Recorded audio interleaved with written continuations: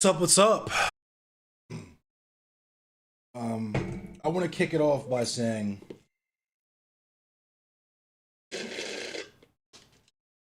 talk is cheap. Talk is very cheap.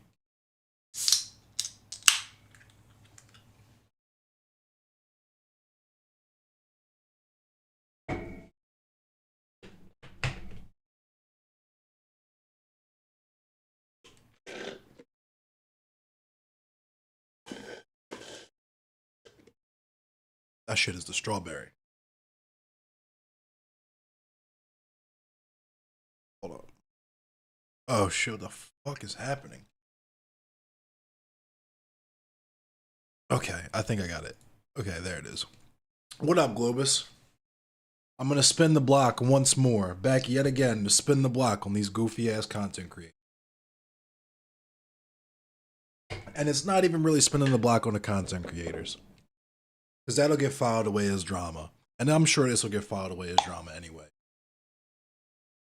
I got a comment on the, what up, Fett? I got a comment on the whole, because I've kind of touched on it a little bit. I'm not following it super close. I'm just aware of what's happening because of how common it is.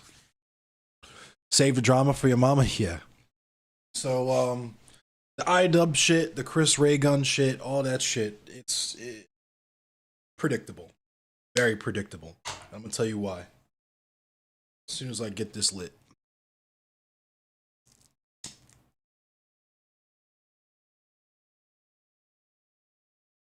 You might hear some cheers outside. I got a festival happening.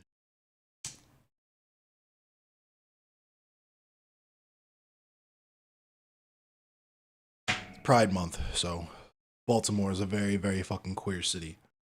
Kind of love it, but smoking. Nah, this is. Hold on, let me see. What's this shit called? This shit is called. This shit's called Samantha Banana's military career. Anyway.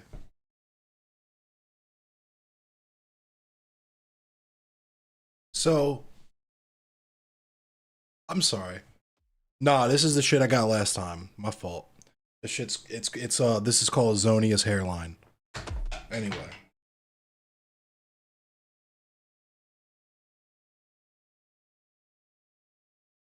Sacrificing my grass touching? Nah. I was out there for a minute. And I had to run to the grocery store, grab some food, and grab some other stuff, and you know the vibes. But anyway,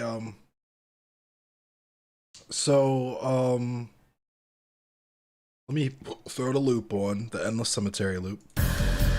Which isn't my loop, it's the Perfect Dark loop, but we're gonna lean with it, rock with it.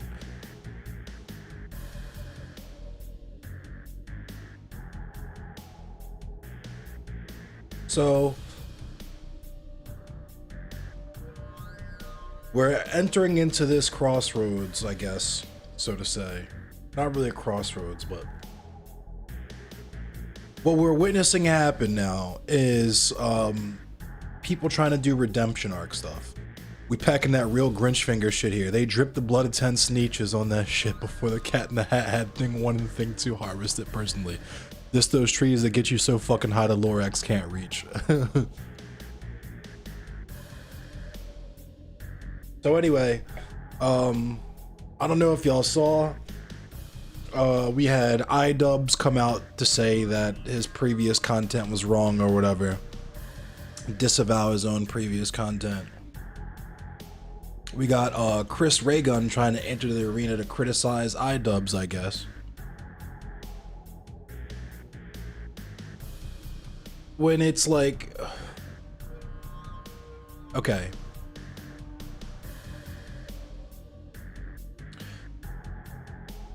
Around between 2016 and 2020, we got no. iDubbbz apology video was legit the only good YouTuber apology video, LMAO. I haven't watched it because I've said this before. iDubbbz content wouldn't have appealed to me anyway, so I've never watched it. I'm not familiar with it. I had no clue who he was until we started doing this discourse. Because it's in tandem with that other woman who was like sitting in the car making an apology or whatever. all these weird ass apology videos that are dropping now. It's not bad. Man actually seems to regret that stuff and does a good job of apologizing to the right people and shit. Okay. It's not some half-ass bullshit you normally get. What's up, Bing? My feel what it is like I've said before. If you've spent X time, money, energy in one thing, and you want to do the right thing, you just spend 3X everywhere else. The best person from that era is Joji. The producer of my podcast was his tour manager last year. I remember Filthy Frank. Yeah. Like I said, the producer of my podcast was his tour manager last year. I've never met him or anything like that, but I'm definitely familiar.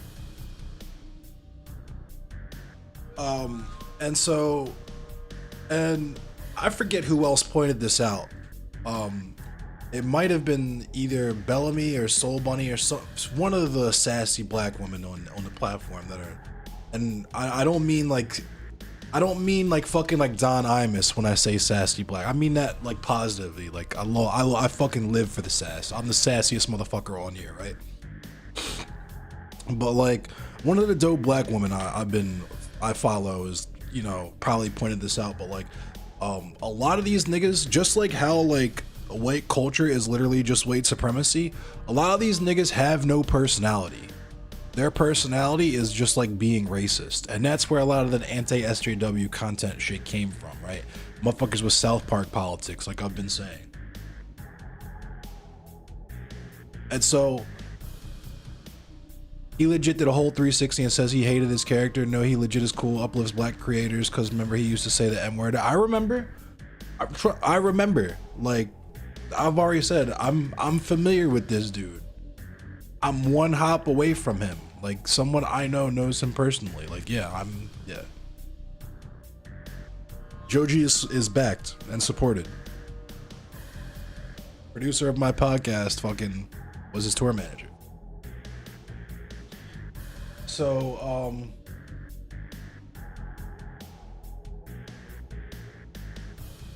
but here's tickets. I'll ask. But this is the point that I want to make with this shit, right? Because now I'm getting sidetracked. Is that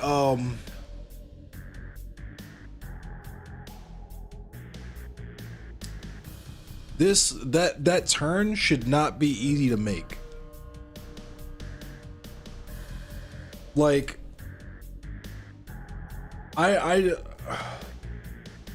there should not be, I understand the desire, right?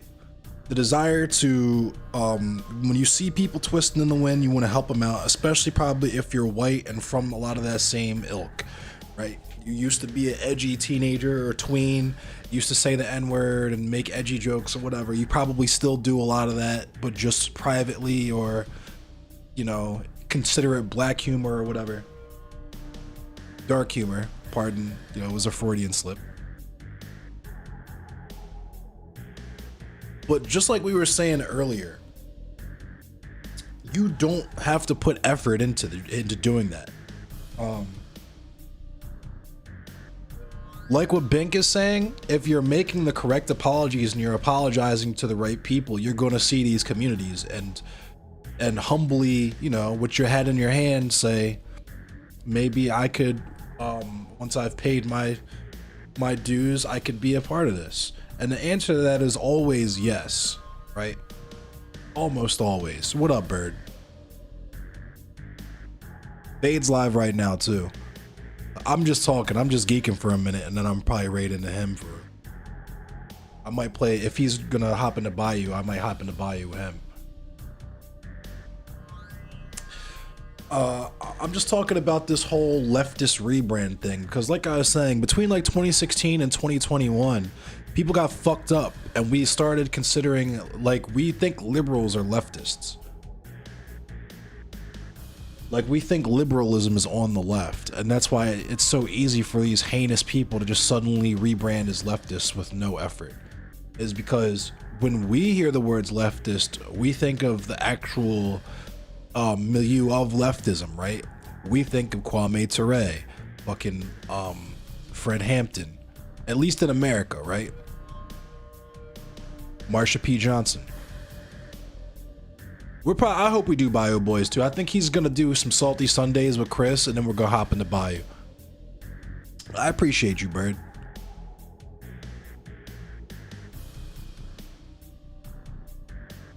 Joseph Robinette Biden. And see, here's the other thing, is that people see some type of, at least you can appeal to some kind of utility by kind of trying to, they think you quote unquote push people left, and not that the state government is designed to do something very specific, no matter who's running it.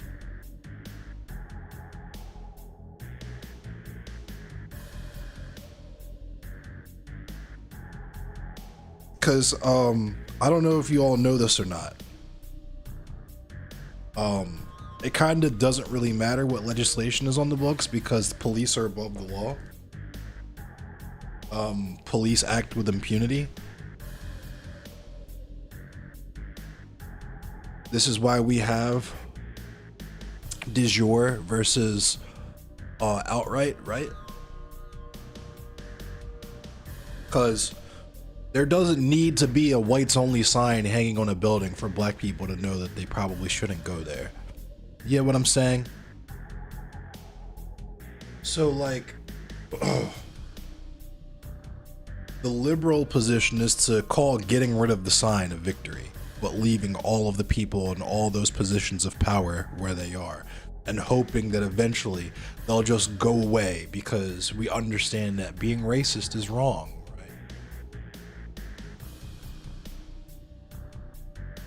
It's weird,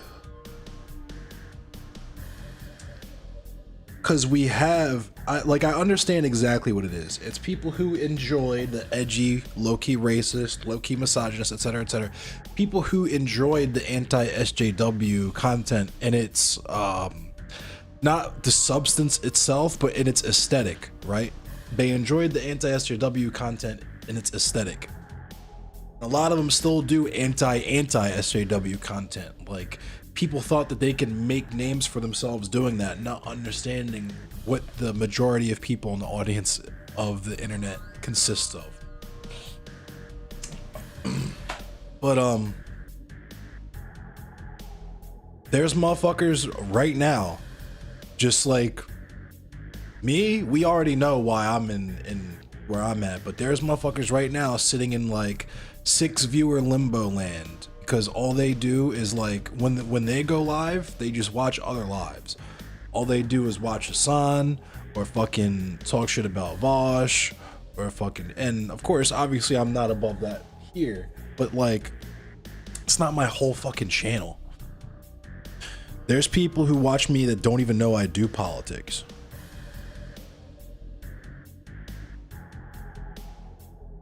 In a lot of cases, pigs don't even read what the actual law is and go with their gut without reading it or following the actual thing, which is dangerous as fuck, especially if a PSC on those. Yeah, exactly.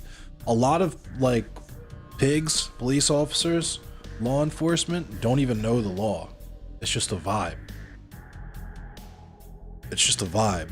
Because the police are supposed to do something specific. The police aren't supposed to know what the laws are, but the police are supposed to know what the quote-unquote high crime neighborhoods or high crime areas are. Make sense?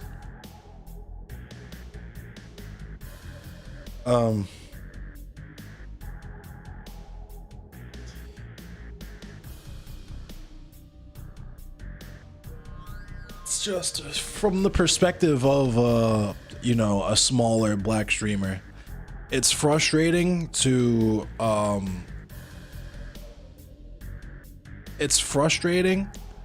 watch, like, in and of itself, and this is why kind of this is why black stuff exists on its own anyway, because it's frustrating being spoken for in general, right? It's frustrating that the only people that people will listen to are white men. But It's even more frustrating when the white men that people have decided that they're going to listen to are some of the most heinous imaginable white men, just because they were like, oops, sorry. It's also ironic that they're the ones who always say you have the right to remain silent. Sure, some of them straight up internally believe that anything they say or any order they give becomes law. Oh yeah, there's definitely that.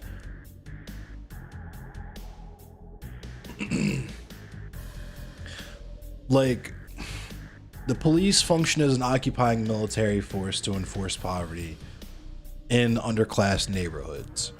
It's just what it is. That's how they've always functioned. It might not be their primary function at all time, but historically, that's what they do. Maybe not what they were designed for, but that's their function in society, is to make sure that the lower class people stay down.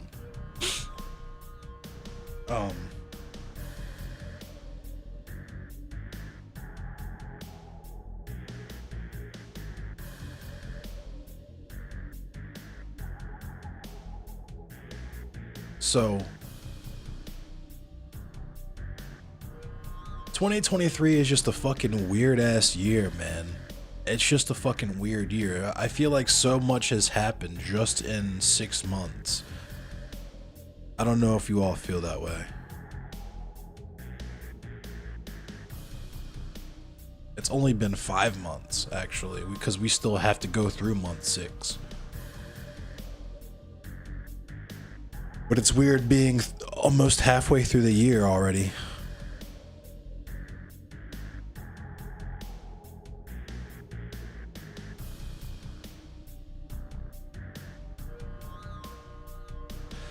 Completely forgot that the pandemic was still here. I didn't forget that shit. A lot of people did. I'm still masking. That's another thing that's bizarre to me too, is people like looking at you or treating you like you're weird because you're still masking up. And it's like, COVID didn't just like evaporate into thin air, bro.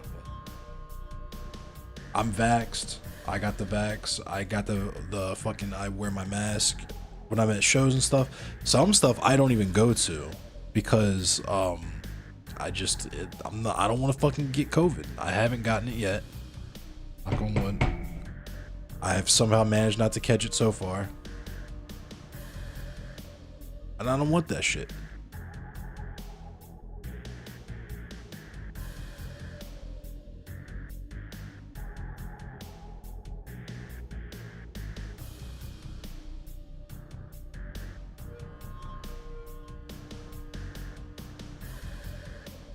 Completely mask yourself when you go out. Yeah, it's the way to be.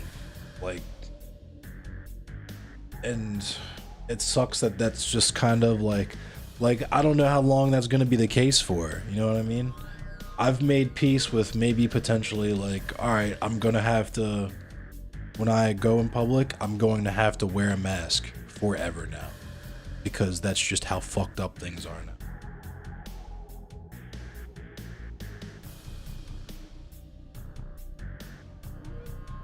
But I should say that it sucks that, speaking as like a cis man, like a cis black man, just from there, it's infuriating as fuck when I have to like see that so much stock is put into the words of these fucking weird ass white people just because we like the cut of their jib, right? And this is the part that gets most frustrating for me to explain about white supremacist society, is that like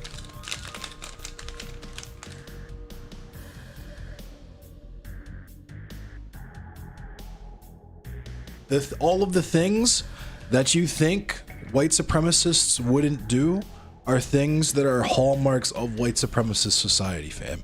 Civility, right? Fucking intent over impact, all of these things, like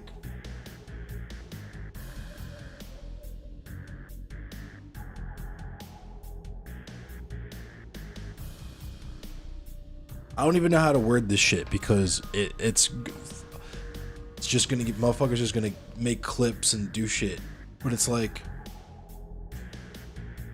what you consider just regular air quotes normie culture of like, we'll say office professionalism, or just like when you pass a stranger on the street and you make eye contact with them, your interaction with them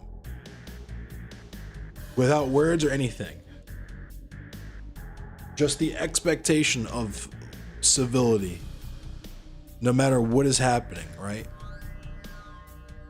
We expect people to politely fucking be like, yeah, it sucks, I'm being oppressed, but you know, I'm not gonna inconvenience you about it.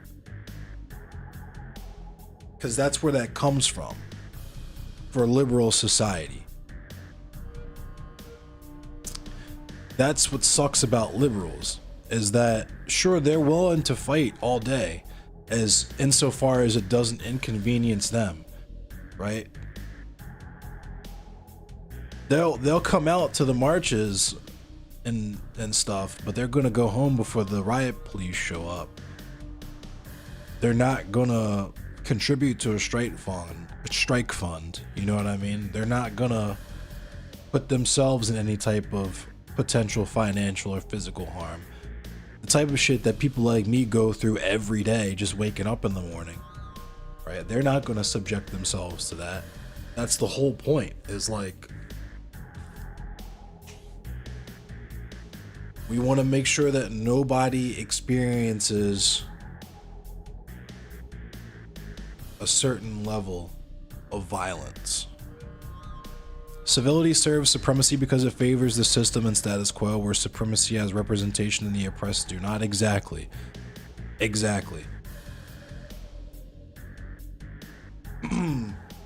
Just like the narrative that always pops up surrounding riots, even when there's mountains of fucking evidence to the contrary, just like with like, and this is like, don't get me wrong here, I am a person who believes that riots, like the activities that have happened in recent years and are kind of maybe more or less happening with more frequency, they're 110% valid. But even when that's not the case, right? People just decide they want to bust windows and steal shit and light shit on fire, etc., etc., etc. Even when, just like with the 2015 Freddie Gray uprising here in Baltimore, even when there is straight up evidence, if you actually talk to the people who lived in the areas, worked in the areas, and the students themselves who say that the purge flyers or whatever of kids who were going to do purge stuff that day, they were made up. Nobody could trace the source, which means it was the police. And the metro was shut down and the buses were not running, which means that the kids were trapped in that area and all had to move in one specific direction. And then on top of all of that, the police initiated the violent contact. And then what you saw on TV in the aftermath, what the reaction to that is, naturally, look at these people rioting and destroying their own city. That's what it always is. Destroying their own city, as if because we pay taxes that means anything. Like the police that we pay taxes, more and more tax money, actually, coincidentally, more and more tax money. Those people aren't the very people fucking killing us, right? It's worth saying that liberals can be swayed and radicalized to become leftists, but you always do need to recognize the distance between the two when dealing with the lib. Exactly. This is absolutely true. But at the same time, the reason why liberals suck a lot of the time is because they don't want to, they're too afraid of what they think they'll lose if they become radicalized, if they distance themselves from the power structure. That's just number one. But then if they actually succeed in destroying that power structure, just don't be scared is basically what it amounts to. Just don't be a fucking coward and envision a better world with us together. Because we already know what the outcome of the world we live in is. We're literally killing the fucking planet. But like, You can't be fucking scared of like this. What is the number one thing that even the dumbass, weird ass content creators talk about? Racial revenge, right? Whether we're talking about South African white genocide, or we're talking about, you know, me being Blitler or black supremacist or whatever. There's that fear, even though they've never, obviously I'm not that type of person.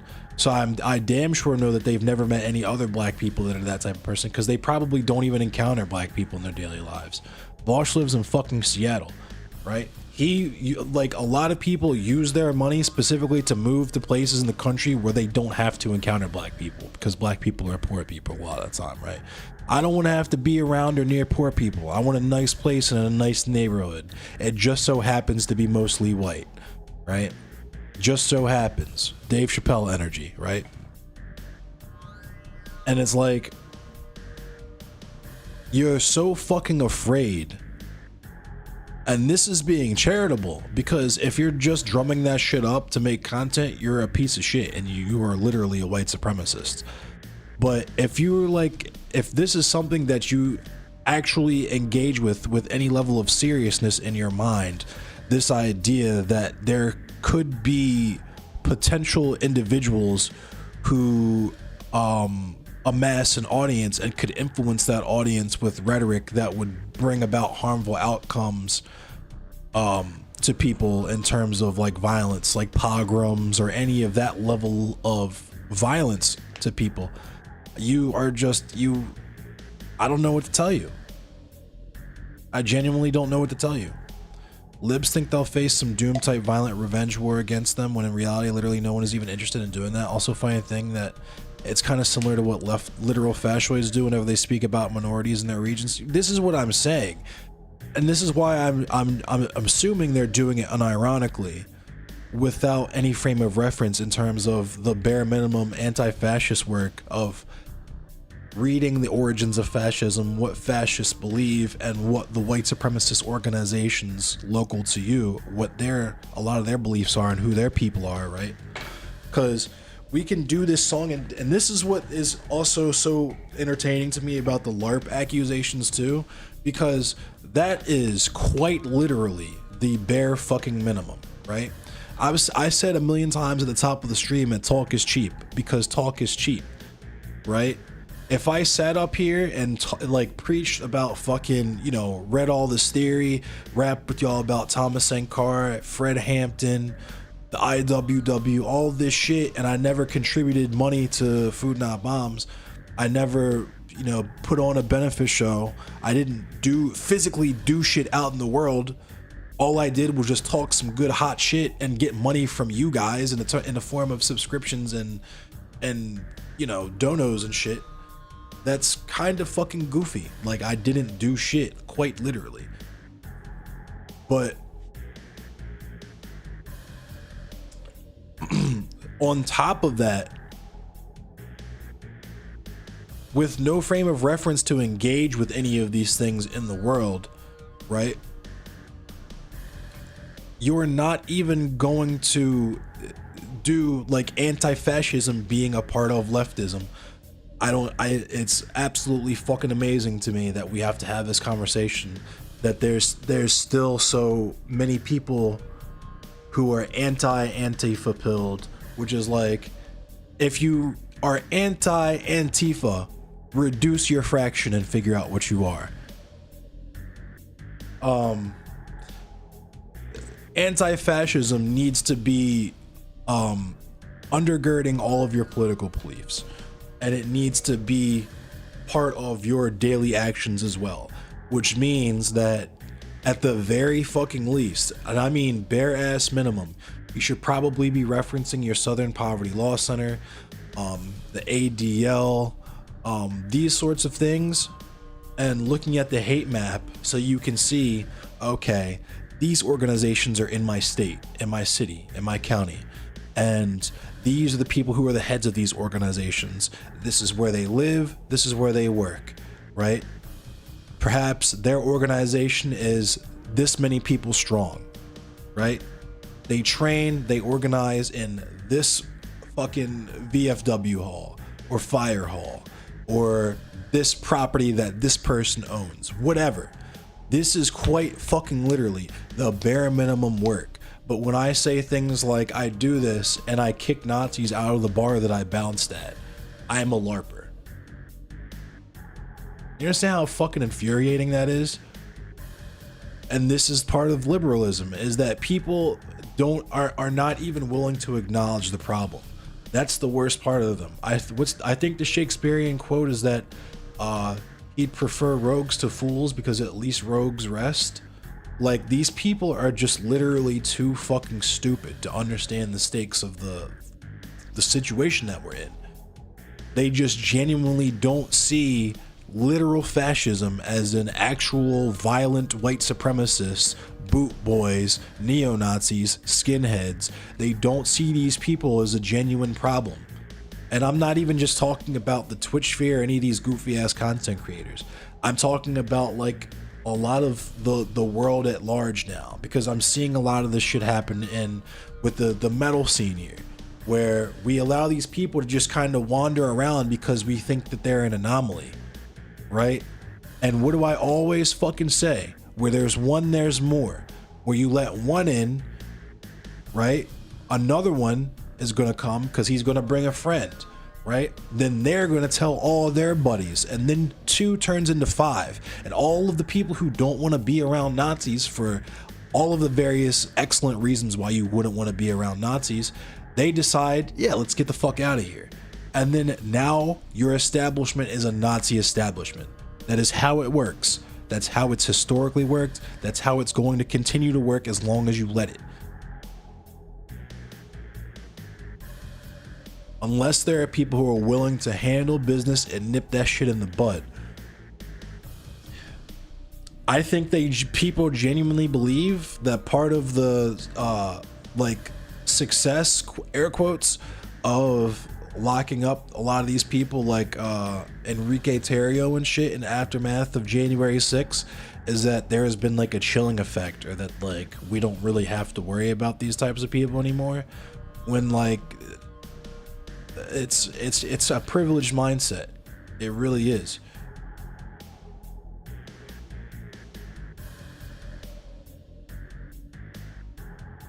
I get that the temperature is being raised for trans folk in this day and age, but that's always been the case for black folk. We've always been sitting at the same temperature in this country, which includes black trans folk, right? The worst shit that you're afraid of happening to you and to trans kids and all of this fucking shit that's horrible, don't get me wrong, I really cannot stress enough that I don't want to be misunderstood here, but like, this shit's been happening to black people literally the entire fucking time. You just didn't care enough to listen to us before. But when this shit starts to happen to white people, then seriously, it's a fucking problem, right?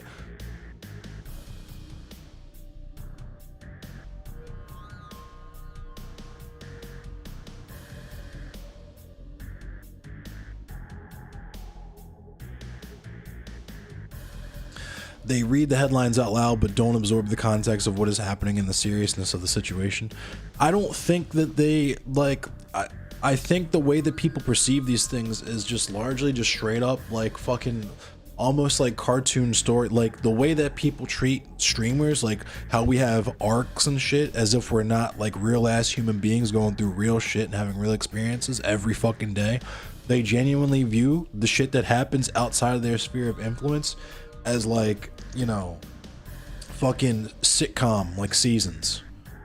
Just like, and the further away from that, obviously, the more comfortable you can nestle yourself into that. Like I was saying, like people who consume the debate content that are largely apolitical, right? And there's a gradient of your level of apoliticalness, right? There's the liberal apolitical people who like know that saying the M word is wrong, so they don't say it, right? And then there's your liberal, your like more maybe conservative apolitical people who like know that saying the M word is wrong, but they will say it.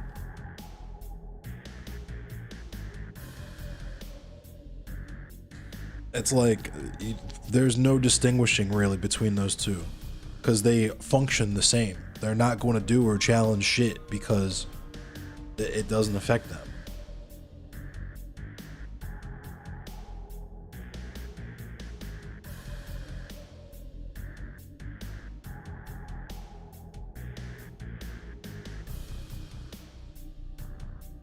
They're more willing to forgive Nazis who haven't changed their beliefs than treat POCs as actual humans, other than the bare minimum of recognizing us as humans. Well, it's like it's the whiteness, it's the civility, it's the white supremacy, right? Because we're not civil, right? I'm not particularly kind or nice or polite about the things that I believe, and my commentary on other people's actions in this space, especially in their dealings with me, right? I'm going to tell you how the fuck it is, and I'm going to add some spice and some sass in there because fuck you, right? We don't like me. I have bad rhetoric. I'm a bad representative for my positions, all of these other things, just because I don't suffer fools gladly, and I hate responding to dumbass, disingenuous questions that you could literally just fucking Google, right? But you have, as noted here, in some cases, literal fucking white supremacists, right? Not necessarily white supremacists overtly in the fact that they like would describe themselves as a neo-Nazi, right? But like people who aid white supremacist culture. Like, what do you think perpetuating usage of the N-word is?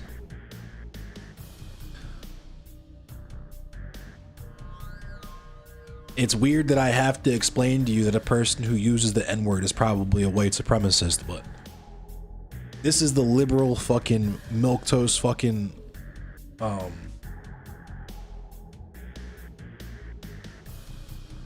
politically correct fucking bullshit world we live in now, where because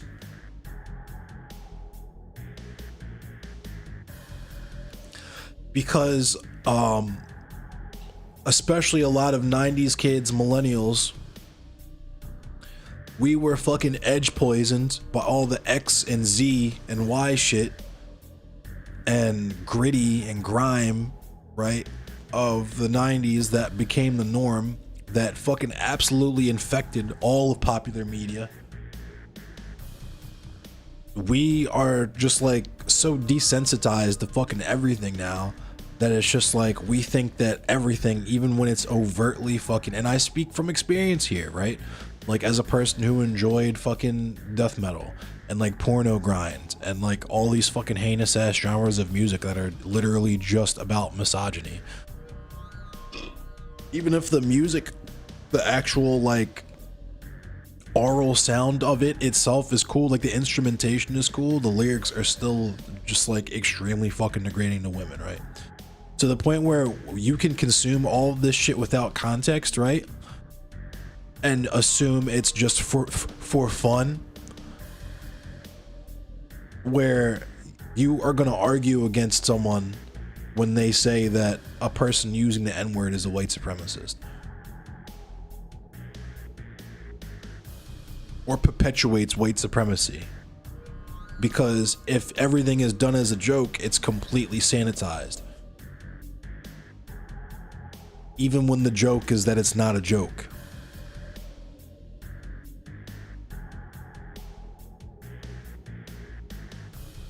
Case in point, the whole fucking swastika thing, like the military people with the swastika shit. Like, how the fuck is that a joke, fam? Maybe I just don't understand the humor. I'm just not getting it. It's going over my head. I don't have a good sense of humor, I guess. Because the N-word is not funny to me when white people say it.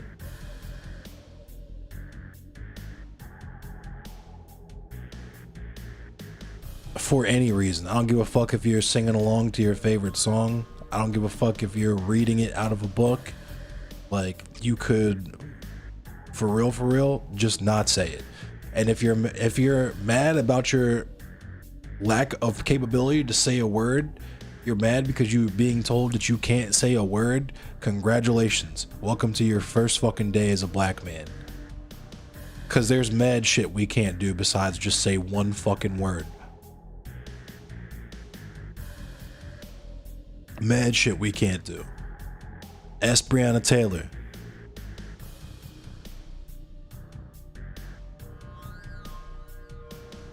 Ask Tamir Rice.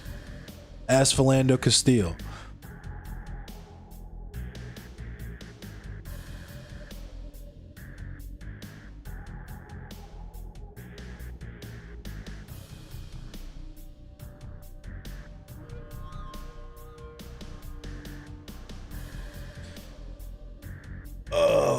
And this is the thing is, can't say a word isn't backed up with state violence, like the examples you're alluding to. Well, yeah, exactly.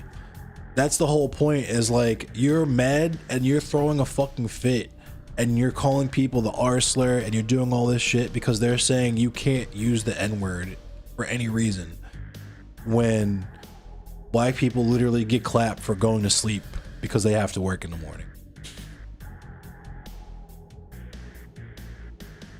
Right? We'll do whole fucking panels debating why Kyle Rittenhouse was in the right. Fucking absolutely fucking absurd shit like that.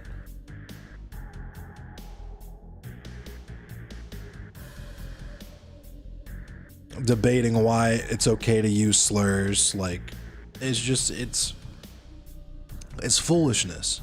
But these are the leftists. These are the best of us. These are our best representatives because they have the best rhetoric and they're the most able to... What they actually mean when they say that is they're able to acquire the widest audience, having no self-awareness about, as I've alluded to previously, what the majority of the audience on the internet would be.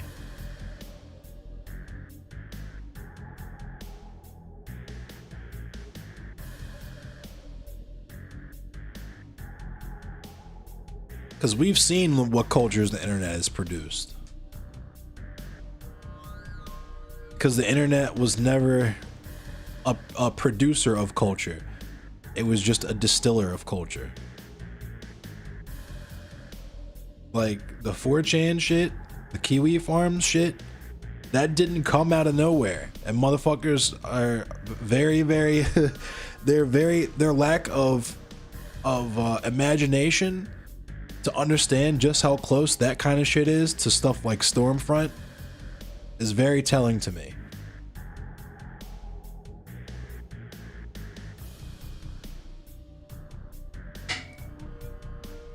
The ability to separate these people into categories like this, of like levels of like varying gradient of white supremacist. Like, I don't consider this particular white supremacist a threat because he's just by himself, when they're really never by themselves. But you know, Kiwi Farms is different from we'll say yeah, Stormfront. Kiwi Farms is different from Stormfront because I can't even think of a good reason, honestly. But I'm sure that's an argument that would be made just based off of the movements that these people make with people like iDubbbz, Chris Ray Gun, right? Where we don't see it all as part of the same system. It's just this thing that exists independently of people that you can get into with varying levels of extremity, right? Like, we've completely compartmentalized white supremacy as this just nasty thing that exists independently of people and independently of power structures that can influence people and power structures sometimes if they get into it, and there's various levels of you getting into it, right? The online Nazis are different from the Klansmen somehow, right? But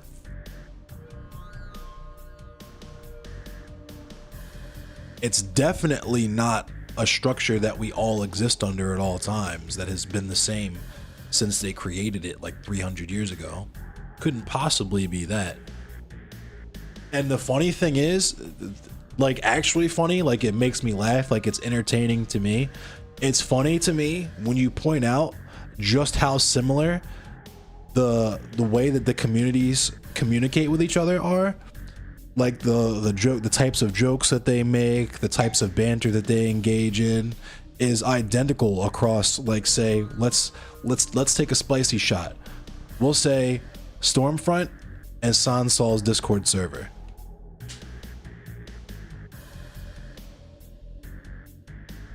Stormfront and Chud Logic Spicy Chat.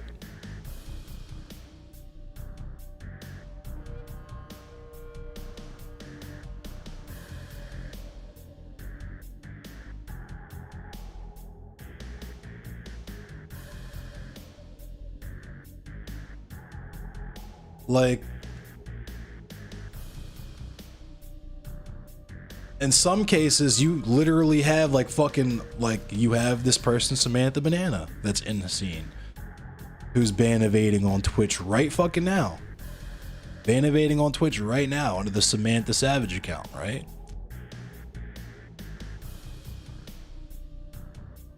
Who tweeted it? Stormfront or Vosh's mod? This is a game we're already playing on Twitter. It's already a meme, right? And like I was saying, like with Samantha Banana, fucking Lauren Southern's editor. Like, it don't get more on the nose than that. You have fucking Sansol posing for pictures with Lauren Southern.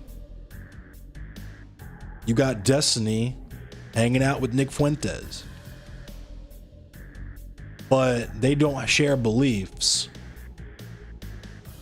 So it's, you know, they're different.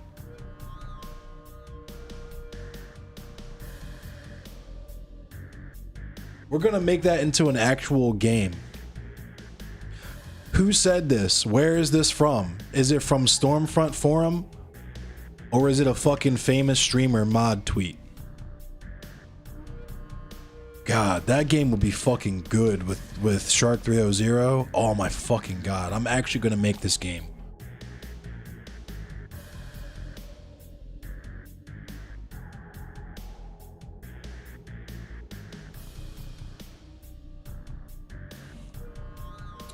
Counterpoints, the ex-cop is literally Lauren's chauffeur. That doesn't, nothing about any of that sentence surprises me.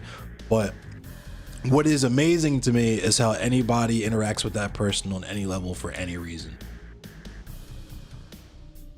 Because it's just demonstrating to me more and more that the only thing that actually matters to people on this platform at the end of the day is the almighty view. The almighty view count. The partnership.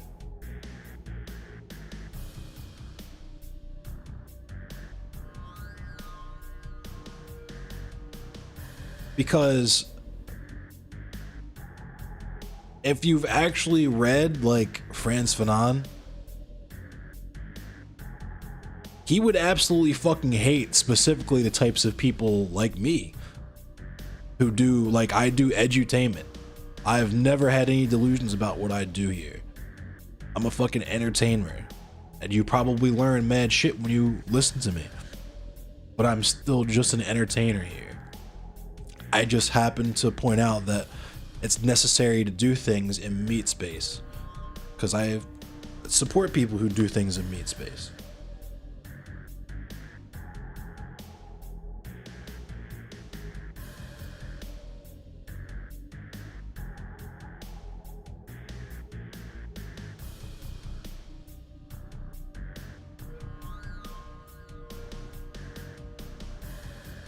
Motherfuckers doing blackface. It's just, why do you think you guys get along so well whenever you finally actually talk and sit down with each other? Why do you think it's so fucking natural for you guys to form communities with each other? Do outreach. Because you don't see us doing that shit. I sure as fuck don't do that shit in my Discord.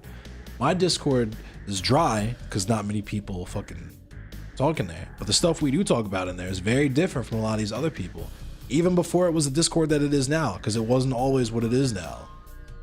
Even before that, the banter that me and my friends had in our personal life was very different from a lot of this weird ass edgelord shit that a lot of people on here talk and make jokes about, right? Slurs and shit, right? Very different. But that's just internet culture.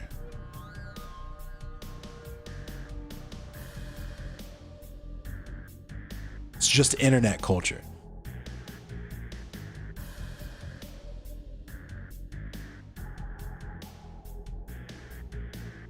PC master race. You know what I mean?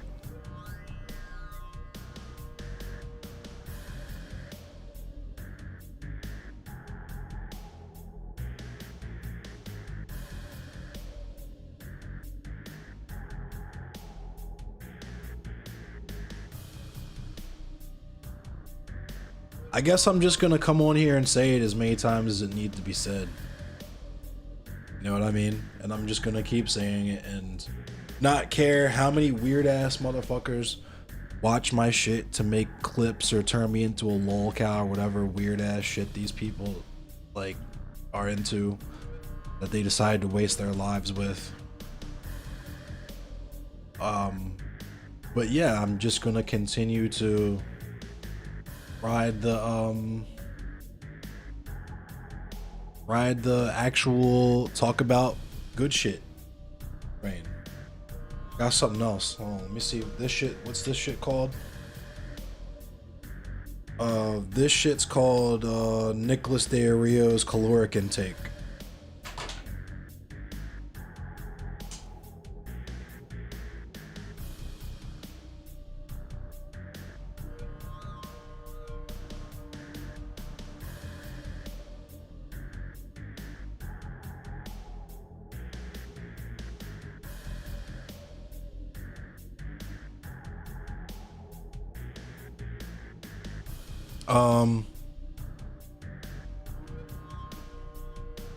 Oh yeah, this shit is gonna get me faded. Don't worry.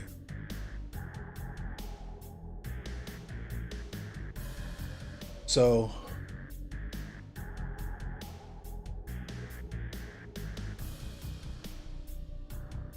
is that gonna be a meme too, where I just fucking cook people? Like, what's that you smoking on, Endless? Oh, I'm smoking on this Nicholas De Rio's cholesterol. That's what I'm smoking on.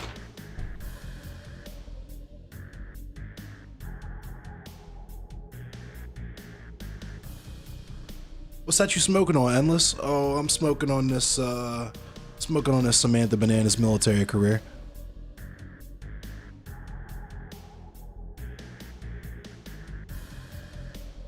Alright, bet.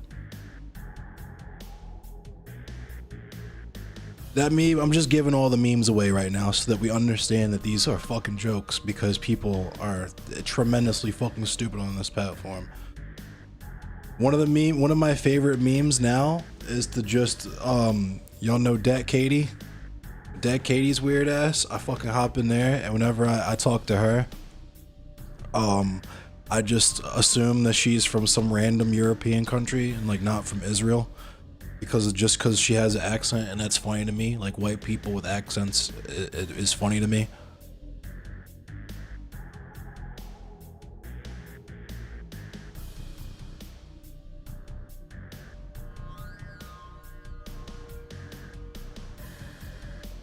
Shout out to Dat Katie though.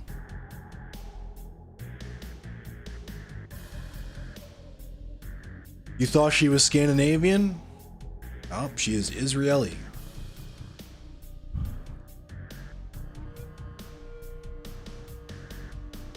That's the joke though. That is the joke. She's Swedish. I mean, she's from Luxembourg. She's Bulgarian, you know what I mean? She's Georgian. She's Croatian.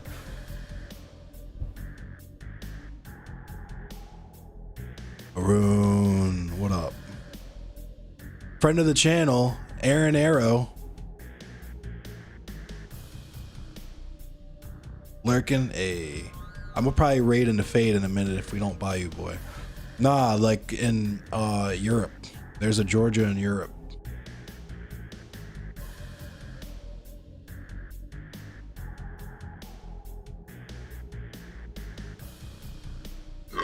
Oh, what's Fade doing? Is it Bayou Boys time? Are we gonna be in the Bayou yet? When do we get to go to the Bayou?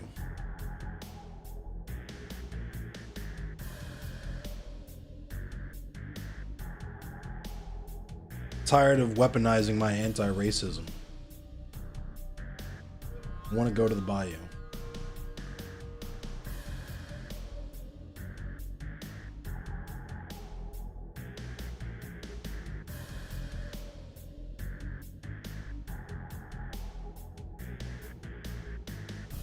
Legend, you are legendary. High key, low key, high key, legendary.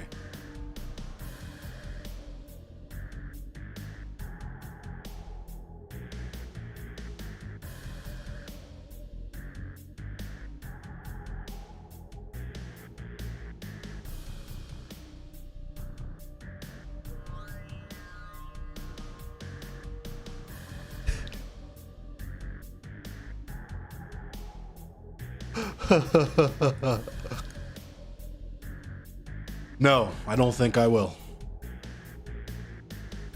God damn, I think that's gonna be my new favorite meme.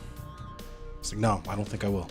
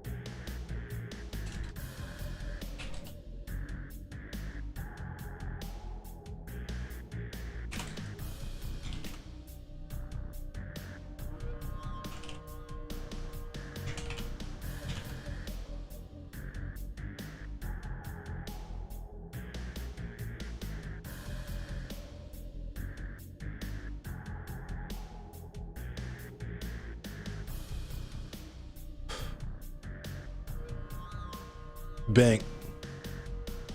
Yeah, Katie is Katie is actually from Atlanta. That's why she had dreadlocks.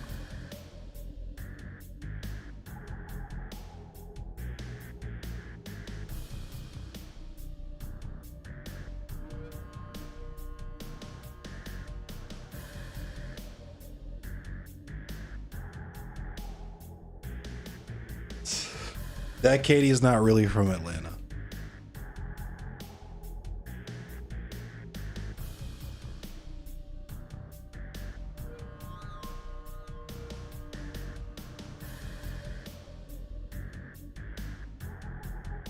It's like, I guess Israel is like Atlanta for Jewish people.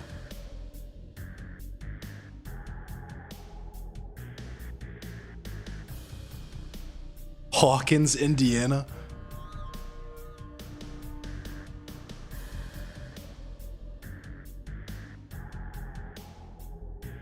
Atlanta has apartheid like that? Nah, Atlanta doesn't have apartheid like that. I was gonna ask if that joke was anti-Semitic, but I guess it would just be more fucking, I don't even know.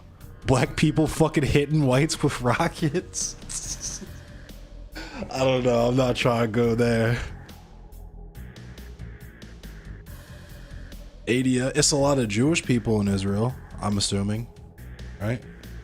It's a lot of black people in Atlanta.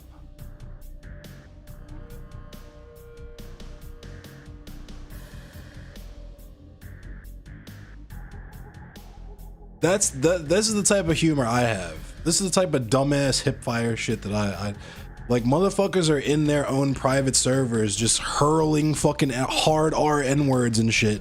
Meanwhile, I'm just making like base level ass fucking like elementary school jokes like that. I'm the weird one here. Arab Christians and Muslims, but obviously inside Israel they're dwarfed by the Jewish population. I mean, there's gonna be some white people in Atlanta, I'm sure, just because they own and run pretty much everything here.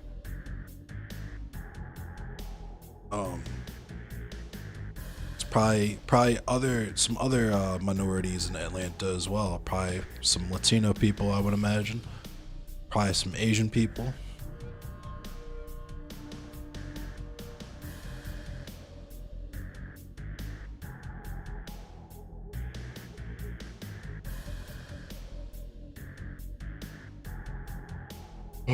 H-Red.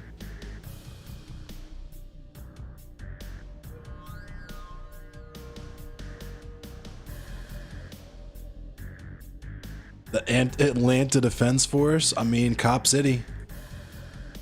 Damn, we're bringing it to Cop City. Stop Cop City. Damn, what a fucking damn the segues.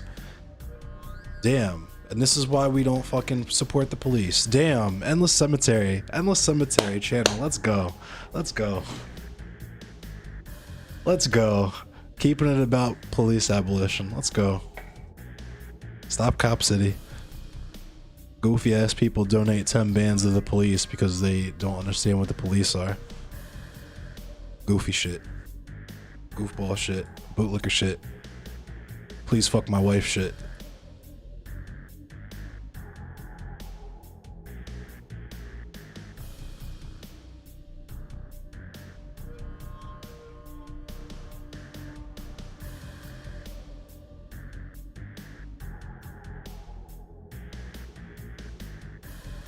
I'm gonna do some low effort react content because this shit's mad funny to me. Gonna react to memes. Meme time. Ready?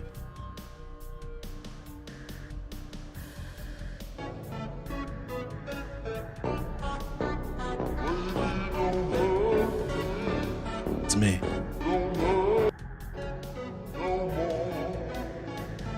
It's me though. It's actually me.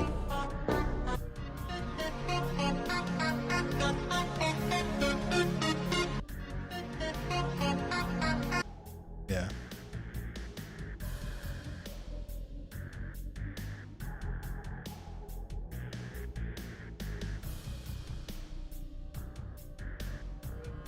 The one thing we forget. And see, can I talk about this type of shit? Like, what's the point of a headline like this?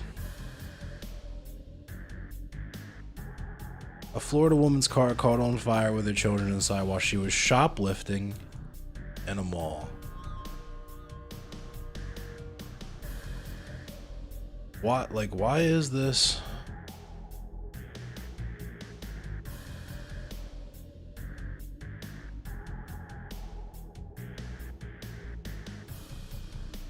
I don't know. Is that the Why make that news? Of course, we got fucking weird ass Tyrese, dude.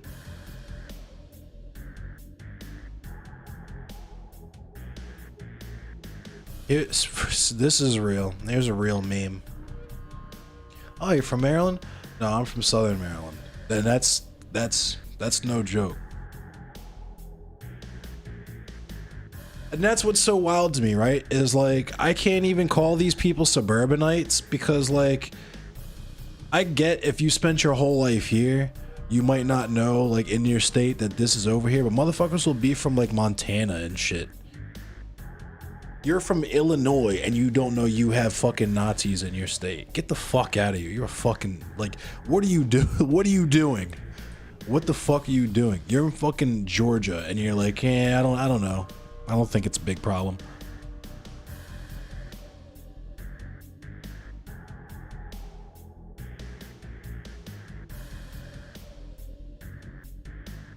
You're literally in Ohio. Like, I guess they think everyone is a Nazi. My brother in Christ, you are surrounded by National Socialists.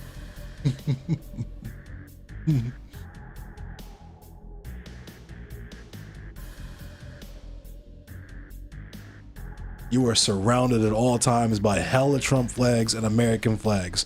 And you're just like, this is perfectly normal. The normal people in my life, they just like to fly American flags because they just really love America.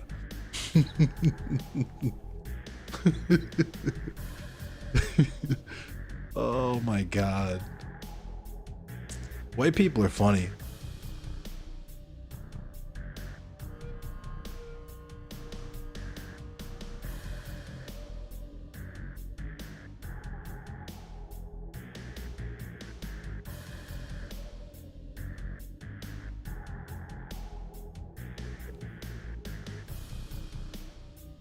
This is a good one. Me listening to your baby mama complain about you before we fuck. That's a good one. That was good for a chuckle. They literally have fascist bills being passed every day in their states and don't think there's a problem. I don't think that's so. It's not even just that, because I was saying this earlier. The police like don't need to know the law, and they also don't have to obey the law. So it kind of doesn't really matter what the law is, which is why we say shit like, yo, we get that this is a problem, but black people have been going through this, like black trans people have been going through this, black whatever, like whatever intersection of this shit, like we have been going through this literally the whole time. And when they do this shit, it's just gonna escalate for us too, right? And like Illinois Nazis was a whole thing in the Blues Brothers movie. Yeah, like I went out, I was in what's that place, Cave, I was in Cave and Rock, and I was like, I am never doing this again. I'm going to stay in Chicago, period.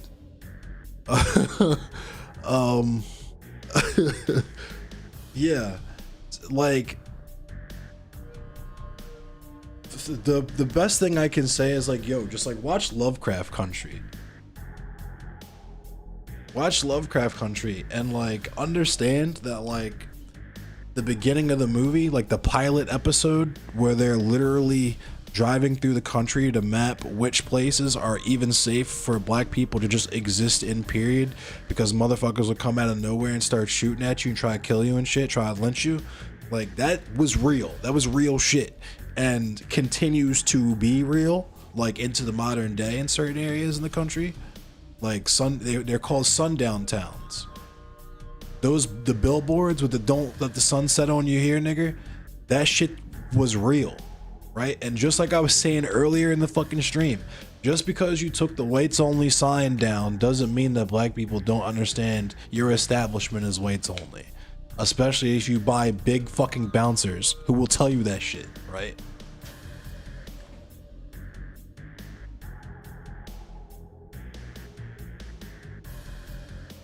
They don't care, twin? Yeah, I mean, I know.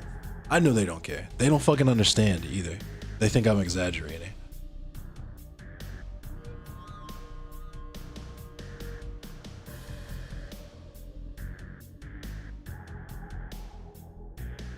It's like,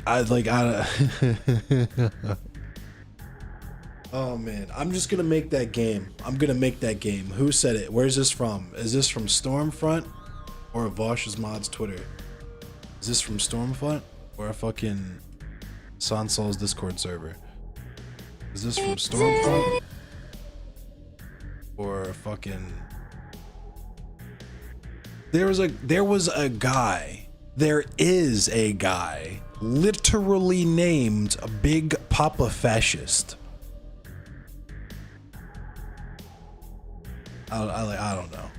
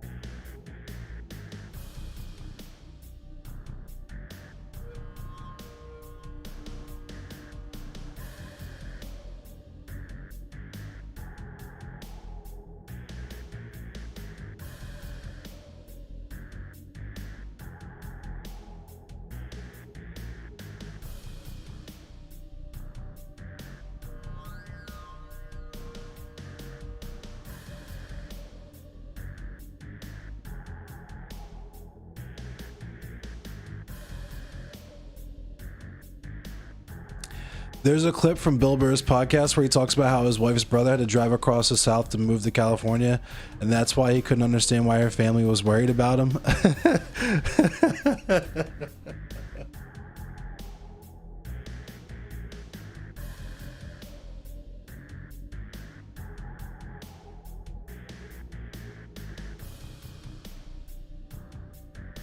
Yeah, the South is like,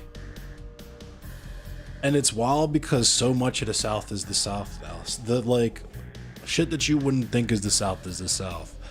Like, there's no fucking reason for Ohio to be the South. But like, here we are. You know what I mean? Like, I don't know. At least, in fairness, the part of Ohio that I'm very familiar with is only like 45 minutes away from the border with Kentucky. So, just like Maryland. The thing about Maryland is though, is like, Maryland was not the South, but was also not the North. That's the whole point of Maryland. Like, that's what the flag is. The checker. Here, let's look at this really quick. Yeah, let me drop some knowledge on y'all really quick. Because I talk about this all the time, but I don't show it often.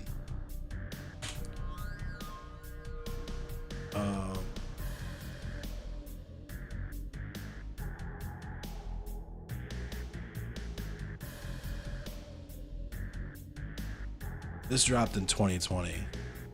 I could show you just the history, and because the only thing the history will tell you is what the different parts of the flag, which families they represent, and it won't tell you why that's important, but I'm trying to find something that explains why it's important. And I think I found it. Here we go.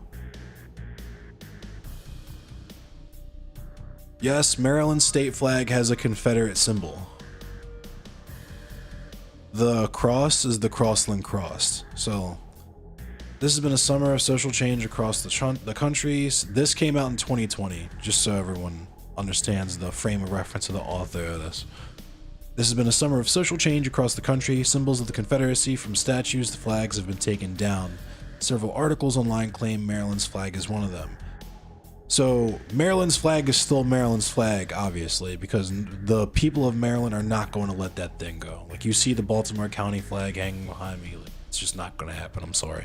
It's like the fucking, unfortunately, like the old name, the slur, the Redskins for the Washington football team, for the Commanders. There's going to be diehard fans that are going to call that team that forever until they die. It's just what it is. But the Maryland flag has a Confederate symbol in it. However, it originally was part of the symbol of the founding family of Maryland. Only later was it co-opted by Confederate soldiers, according to a vexillologist. It's barely remembered that way today. A symbol like a state flag kind of transcends where it came from and becomes an entity in itself. There's never been any secret about it, Ansoff said. You can read it on the Maryland State website. Ansoff explained Maryland's flag is the coat of arms of the Calvert family, which is the founding family of the state of Maryland. The coat of arms is made up of two symbols. You have the Calvert family banner and the Crossland family banner. Here's where the controversy lies. During the Civil War, Marylanders fought for both sides, because Maryland was a border state. It wasn't a southern or a northern state. It was like contested territory. That's actually part of this, the video I'm putting out about the Thomas Viaduct. I kind of want to talk about that a little bit as well, because I feel like that's like little known Maryland history that I could probably sprinkle in to add to the runtime a little bit. But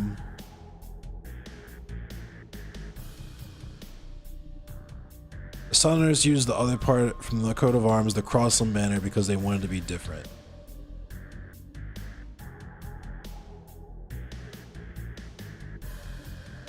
After the war, Marylanders, as did the rest of the country, came back together. The state began to use the two symbols again together on a flag.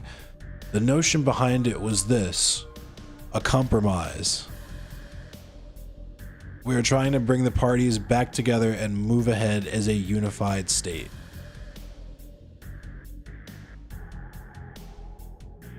Marylanders who fought for the North used the common symbol, which is the Calvert banner of the black and gold. Southerners used the other part from the coat of arms, the Crossland banner, because they wanted to be different.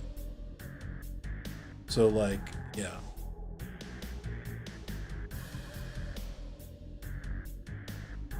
Maryland is like the fucking liberal state.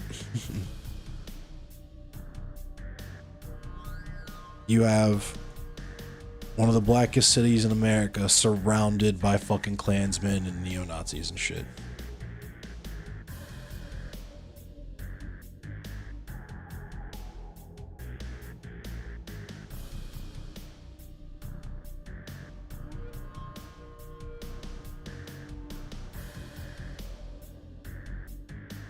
That's why, like, the Baltimore County flag is also just so much more based, because it's got the fucking plow and the gear. It's actual symbols of the fucking actual working class, and not people who just wanted to keep slaves.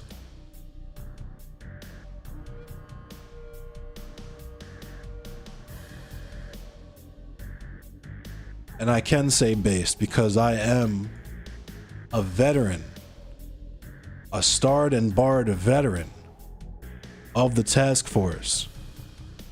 I protected Lil B with my life. I would have taken a bullet for Lil B. I was ready to kiss my family goodbye for Lil B.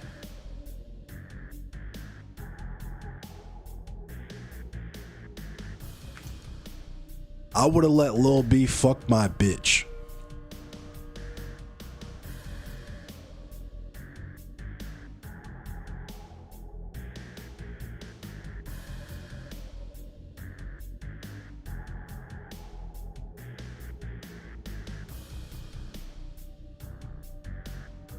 I feel like I don't know. Me, I can never not talk about the police. I can kind of never not talk, just because I fucking hate the police. They suck, and they're like the source of 99% of the problems. And I got locked up, so of course I'm gonna hate the fucking police. Well, like,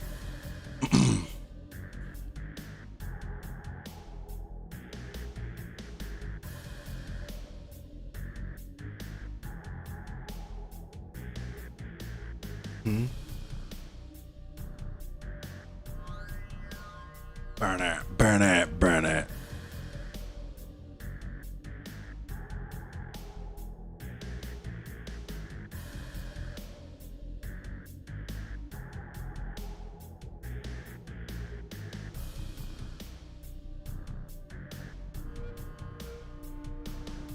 Hilarious.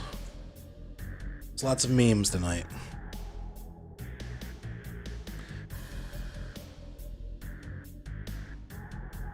I don't get I think I don't know. I don't understand the fear, like I was saying, like with the police abolition thing. I don't get what they're afraid would happen. I just don't. Because we're not talking about making that the only thing to fight for, right? We're talking about just like adding that to your list of things that you fight for. So like ending the drug war, ending wars overseas, fucking Medicare for all that other fine and dandy shit that is very good stuff that we should fight for, right? We're just saying, why don't you just pencil in police abolition at the bottom of your list? You know what I mean? All you have to do is put it at the bottom, because once it's in there, you understand why it's in there. It's gonna get shuffled upwards anyway. But that gets met with such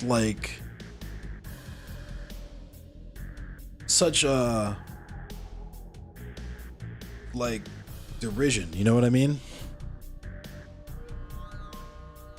Like, that's a stupid fucking idea. And I don't get where that sentiment comes from. Because if you understand why people should have specific things for free because they need them to live, right? You think that people should have unlimited access to reproductive care, right?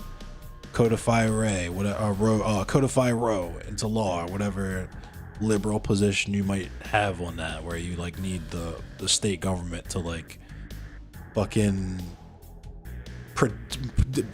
create a right and protect it through the threat of force, whatever, all of that shit, right? Fucking if you believe in that, like,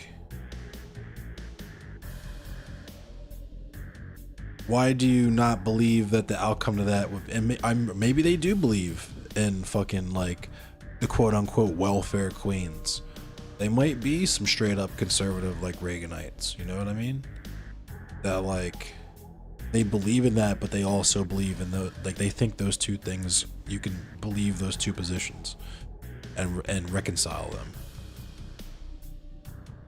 I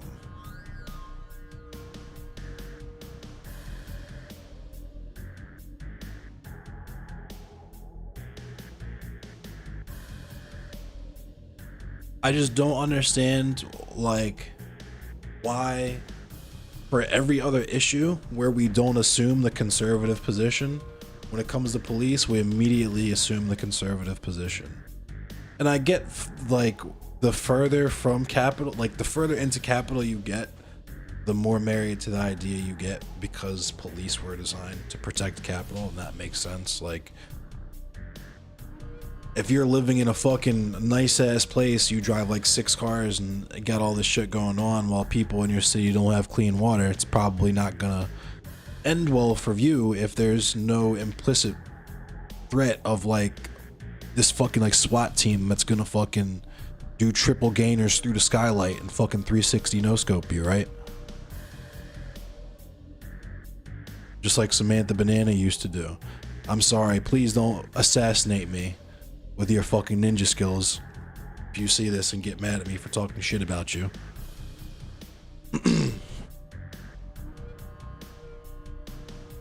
Your fucking like Beverly Hills ninja skills.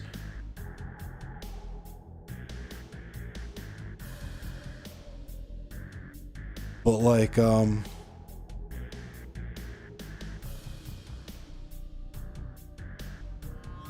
I don't get how we're like not understanding that the alleviation of other social pressures would kind of make police not necessary anymore, and how an escalation of force and powers of the police always coincides with poor economic times. Like right now we're doing this cop city shit while we're for real like about to be like wrecked. Like, we're out of a bad recession from the pandemic, right? But we're about to hit another one because shit's ready to get fucked again. Unemployment and shit.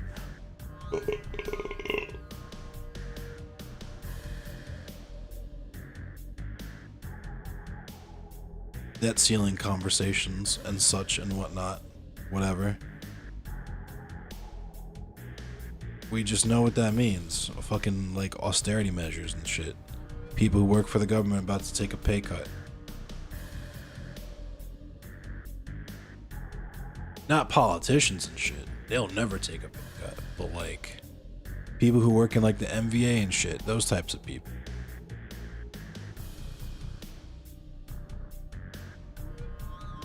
And thus the services provided to you are probably going to get shittier or reduced altogether.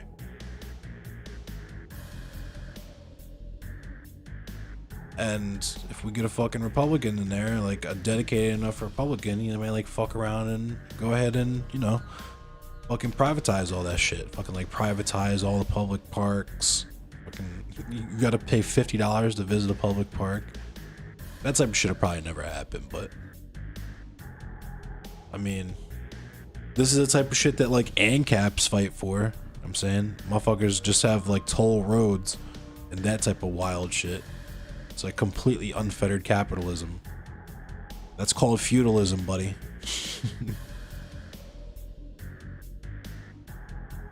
So I don't understand what you think is gonna happen that's gonna make you suddenly on par with Jeff Bezos or Bill Gates. It's like, yeah, we're turning the anarcho-capitalism machine on tomorrow, and we're gonna flip the switch at 12:01 a.m. It's gonna be anarcho-capitalism time with everything exactly as it is right now. I have no fucking clue what you think is gonna happen after that.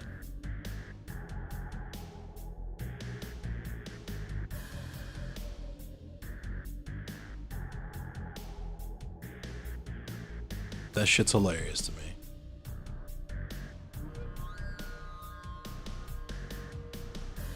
You're just gonna capitalism your way into like owning a giant ass castle and toll roads. You're just gonna capitalism really hard, and not just hard. You have to capitalism harder than like a solid 75 to 90% of the other people capitalisming. So you have to capitalism way harder, and you're just gonna capitalism that much harder than like 80% of other people, and you're gonna clutch the W. And what I'm saying is, black people have many talks about how to interact with the world just due to white supremacy and survival. The notion that the talk is the only one talk about the police is false, in my opinion. Just had time to type it out. Yeah.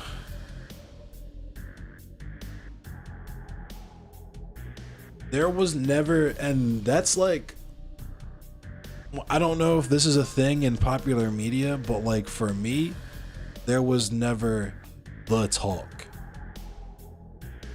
because it was just kind of like a constant conversation of like, yeah, this is probably not a good situation to be in. Nah, I don't really trust you, and you being by yourself in the situation, etc., etc. Here's why. These types of things, right? It's never just like, it's not like how these motherfuckers, I guess, had like this sex talk or whatever, where your parents sit you down and they're like, sex exists, here it is, all right, go now, scamper along, youngster. Like, there is not a, okay, racism exists, now scamper along talk. Like, you just like meet people who are racist or interact with systems that are racist, and you can either perceive it or in the moment or not. And your parents might be able to explain it to you if you can't perceive it, if they think it's important enough for you to understand in the moment or not. And you might have memories that you can put context to later in life, or your parents might have conversations with you about them later in life. But there's never, it's not one conversation. That's like absolutely correct. I've never really had anybody bring that up before. I've thought about it a lot, but I've never really, like, I guess, laid it out like that before. Supposed to be a wow factor? No, I don't think it's supposed to be like a wow. For me, what I'm talking about is just like growing up, at least for like my American experience, and with like my fly in the milk experience and shit. Even though my parents grew up, you know, largely surrounded by black people and interacting with black people, etc., etc. For me, and also probably because I'm a little fucking, you know, a little spicy, like I just kind of didn't immediately pick up on social cues. You know what I mean? And I couldn't always tell, like I had no frame of reference for, I mean, I had to gain one quickly. And that's what you're talking about too, is the survival factor. Is in order to survive in that environment, I had to pick up on that shit very quickly. And because I had no innate feel for it, the survival mechanism in that environment is to just be instantly hostile to all other like black men at first you encounter, because you don't know if they're gonna be trying to pull a prank on you or some weirdo shit like that, right? But like, I had no frame of reference for like, okay, why is this person interacting with me? Because I've always just been like, I'm a kid, you're a kid, we're both kids, so that means if we like all the same toys and shit, we can be friends. And like, I might have some fucking toys and books and shit that you don't have, and vice versa. We could play video games together and shit. So all I was concerned about as a kid. But like, there's that weird ass fucking like locker room.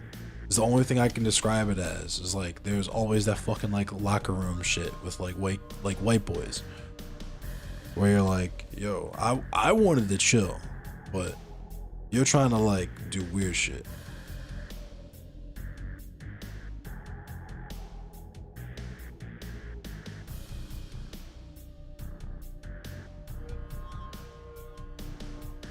Oh, you're talking to politics like CNN shit. Oh yeah, I don't give a fuck about any of that. I don't even watch the news. That's also entertaining to me too. Motherfuckers who like, your channel is like legit, like you're just like watching CNN or MSNBC and like reacting to it and responding to that shit as if it means any fucking thing. That shit's hilarious to me too. That's the greatest fucking grift to me, is like acting like you're fucking like the grand, like you're the Wizard of Oz. Like, you're this fucking genius explaining the politics to people and not just doing talking head shit. Like, you're a puppet being controlled by a puppet.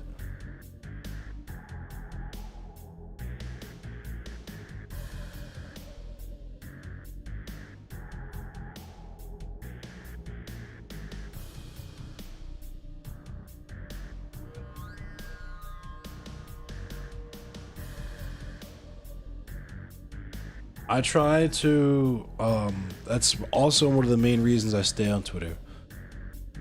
I thought I was done streaming too, but I wanted to hang out and chill for a second, talk. I don't have to go to bed for a little while. I have to work tomorrow. Work 12 hours tomorrow.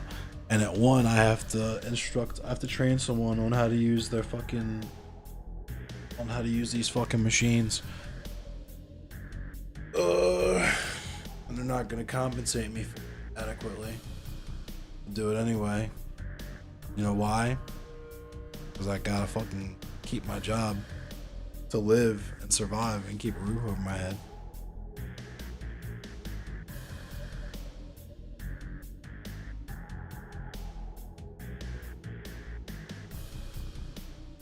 Recess therapy. But nah, fucking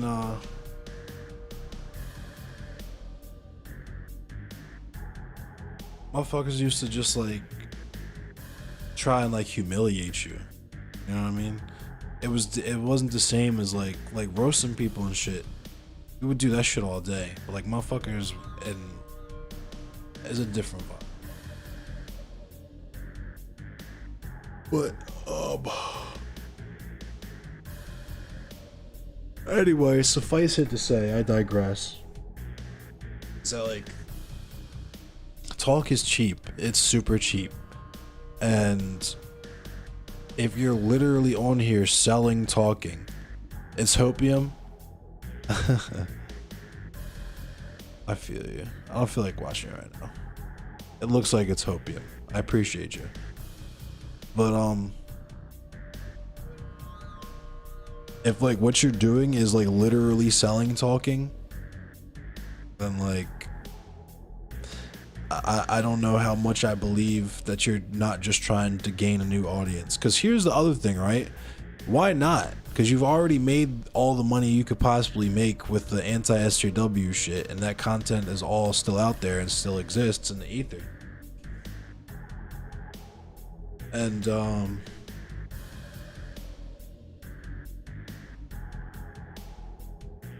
I don't know my position on that shit. I feel like it's not really accountability. I think accountability, if you were like this shit's harmful, would be like taking it down. You know what I mean? Like and that's just what I would do just as a matter of course anyway, because that shit's mad embarrassing. I would be accountable for it and be like, yeah, I did the shit for people that saw it, or like have mirrors of it or copies of it or clips from it or whatever, and be like, yeah, I'd probably keep a copy of the thing in its entirety so I could explain context for shit or whatever if that was necessary. Number 2, but like if it was like that, I would just take that shit down because it would be too embarrassing. But the thing is like if you've had it in the ether forever, for like, you know, 2, 3, whatever years at this point, made all the money, like all the AdSense revenue and shit off of it that you could make off of fucking doing anti-SJW shit, just like targeting other actual people, you know what I mean, doing actual harm sometimes. Like if you could just amass a following doing that, make a bag of money off of that, and suddenly be like, hey, I'm sorry guys, it was really fucked up, take it down, and now you have a whole new crowd of people to appeal to if you want to get back into the content game. You want to start doing the fucking essay content or like reading theory or whatever weird shit that people like to come on here and do, right? You want to do the shoe on head thing or whatever. It's just like hella convenient, you know what I mean? And then motherfuckers will act all surprised when they say some fugazi shit down the road. It's just weird to me, because we do this every single fucking time. They are willing to accept the bare minimum because they want us to accept the bare minimum, and the bare minimum is just like, just saying that you know racism is wrong. You know what I mean? I hear you, brother. I'm here for you. Not gonna do shit. Probably still gonna say the N-word and still make racist ass jokes and shit.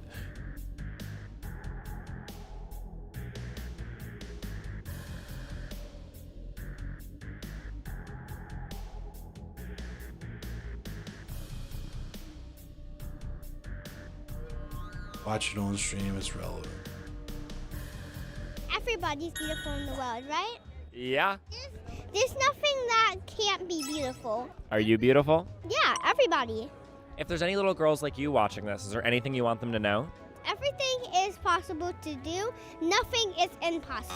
If somebody's watching this video and they're feeling a little self-conscious or they're not feeling very confident, what's something you want to say to those people who aren't feeling the best right now? Well, give yourself a chance. It will work. I feel like friendship is really important because friends can build you up. What are some things that you love about yourself? I love that I have so much confidence, and I love that I'm so happy all the time. That's awesome. What else do you love about yourself? That I can always make a bad thing into a good thing. How do you do that? Well, I can cheer people up when they feel bad, and sometimes when there's negative thoughts, I can just change them. That's something that a lot of people could use, right? Yeah, the world is already coming into a better place. And you're gonna help us get there? Yeah, and actually, nobody should judge you from how you look, of what your hair, of what your skin, of what your color is. Once I was playing a game and somebody literally said, "I don't like dark skins," and I was like, "Ma'am, this is not fair." I actually have to stand up for myself because standing up for myself is a very important thing. Every skin is beautiful. There's no one proper skin color. Everybody is beautiful in their own unique ways, right? You're just all beautiful. Wow. People need to hear that, my friend. That's really powerful stuff. Thank you. You're welcome. You want to say anything to adults who are watching this who are having a hard time finding kindness? Well, it's actually easy when you give it a chance. If a 6-year-old kid can do it for her whole life, it's so easy. Everybody has a little bit of kindness in them that they can change into a lot of kindness. What's your favorite hairstyles? Actually, I was actually born with an afro. Not a lot of people in the world are wearing them. My mom is wearing an afro now for a month, and so far she's been feeling powerful and free, and that's how I feel, and I think that's just how everybody should feel when they have afros. Any products you want to plug? My book. It's for pre-order now. Damn, it was like a book dropping. It's coming out May 16th. They're selling the What's your book, book? hustling. Thank you to an afro. How did it make you feel when so many people are celebrating you? Well, it made me feel very special because not everybody gets a chance to have that. That's the best. That was so fantastic. Thank you. Damn.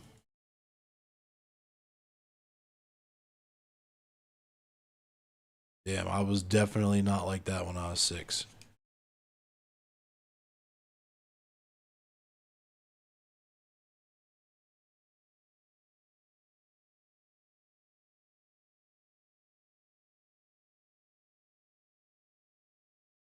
Nah, low key, that was fucking black opium, is what that was for me. Because I was definitely not like that when I was 6. Definitely not like that when I was 6.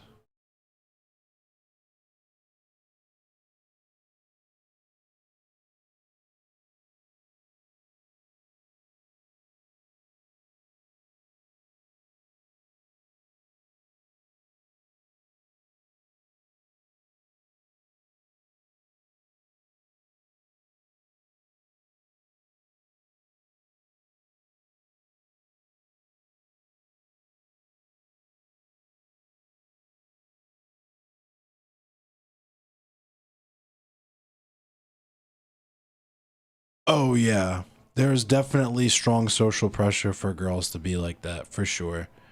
Absolutely. I didn't experience that. Makes sense.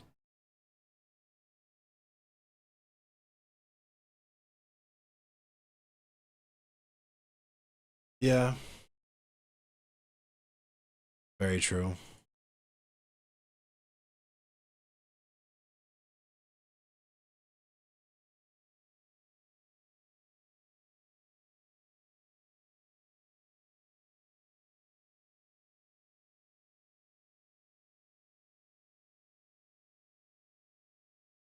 Alright, I'm about to hop in the bayou. I'm about to hop in the bayou. Time to go to the bayou.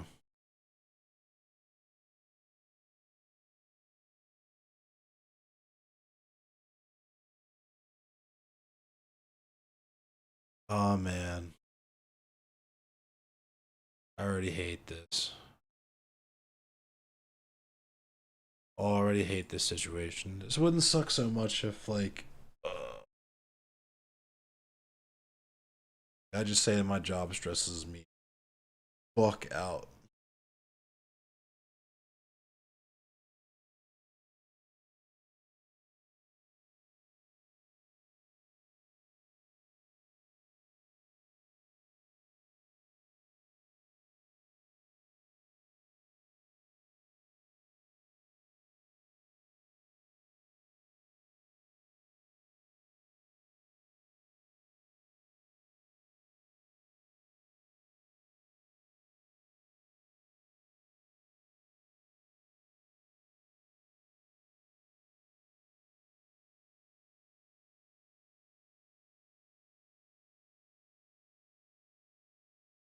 Stab, stab, stab.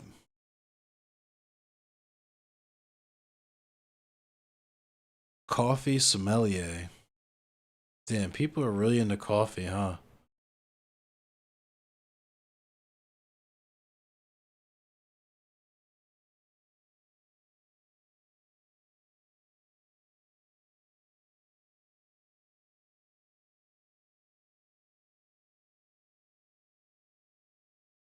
Oh, people are so fucking dumb. Like the dumbest shit. And it's not that people are dumb. It's just like the generations that came before us were so fucking dumb. Shit that they valued was so fucking good. Aside from the best of us, anyway.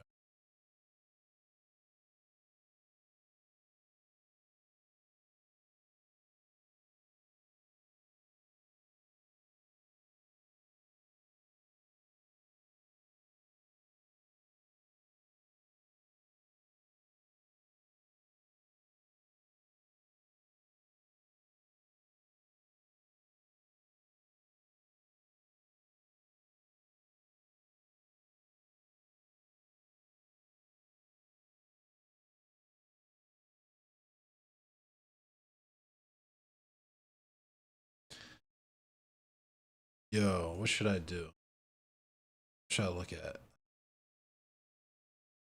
More memes? It's like, nah.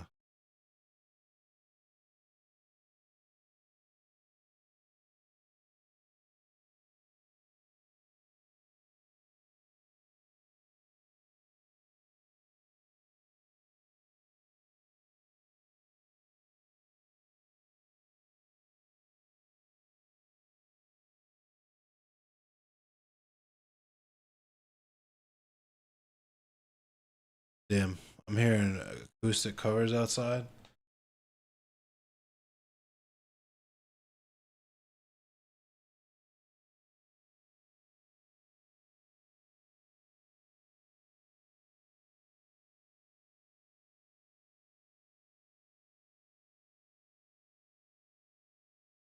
Damn. If you've never lived near a park, I feel bad for you. I feel like living near a park or like going to a park regularly is something that like I wish everyone had easy access to like green space. Or a space where you could just like do whatever. I don't know. It sucks that we've turned everything into a fucking parking lot and cul-de-sacs and all this fucking goofy shit. Turned everything into sod, grass. People fucking mow. This urban sprawl shit fucking sucks. Fucking suburban hellscape we've turned the fucking country into. Full of goofy ass people, full of fucking get out liberals, and fucking green room Nazis. Weirdest fucking country on earth. Fuck America. America's the stupidest fucking weirdest country ever. If you're American, you probably fucking suck. You're probably a fucking moron. And it's not even your fault. That's the most fucked up part.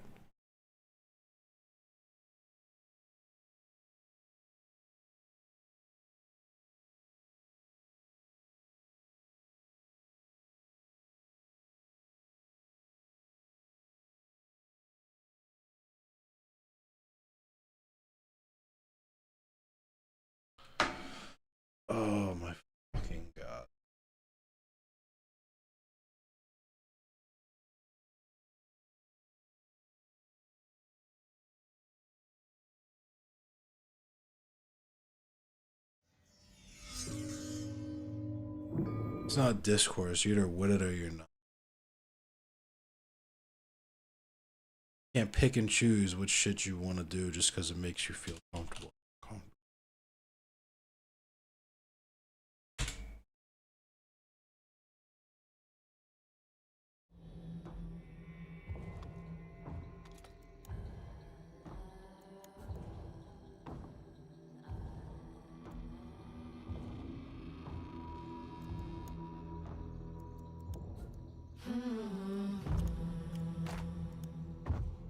These are not the Kid Cudi albums, but they're still good. Alright, I gotta make one more. Let's play it.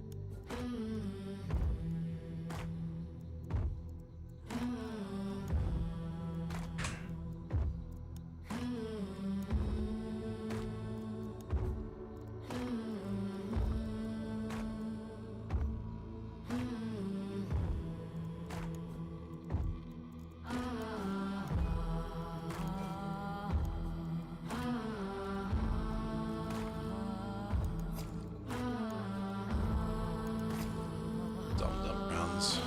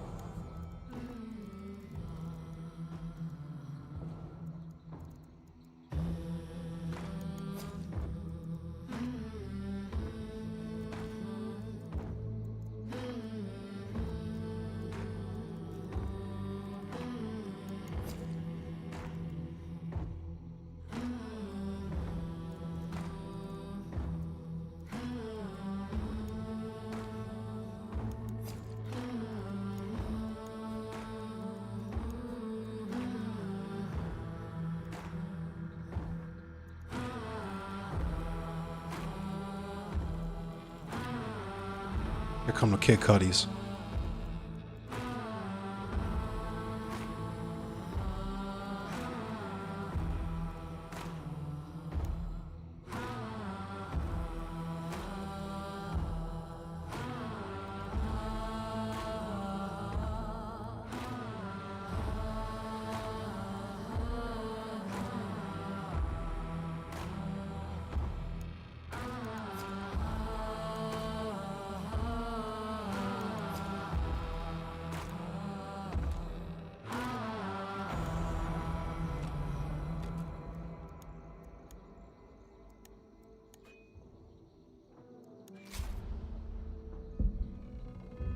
Fucking, I'm doing it.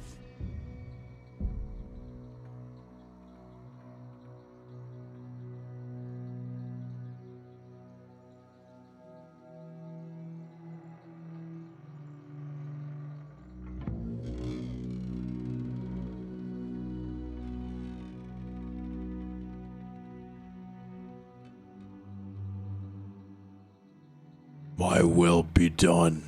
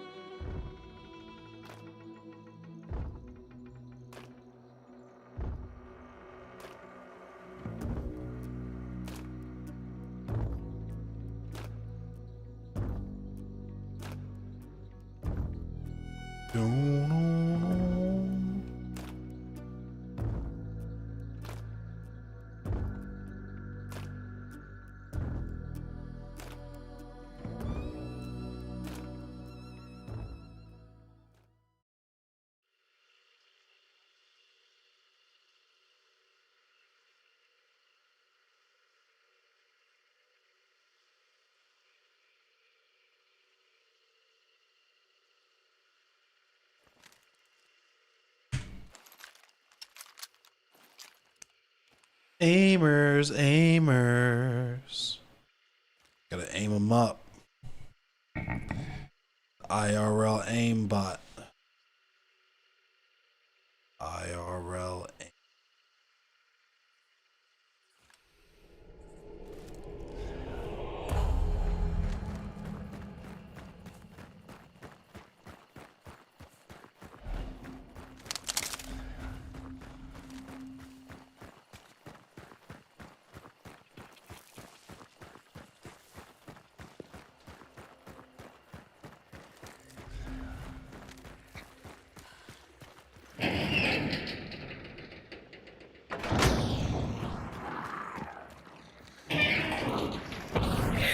Oh, fuck.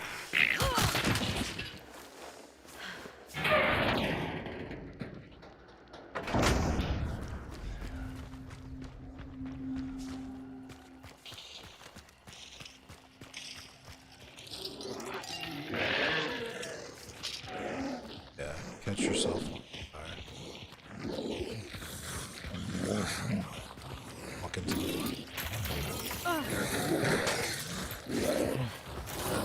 damn it. Walk into the fire. Oh, god damn it. Oh my god.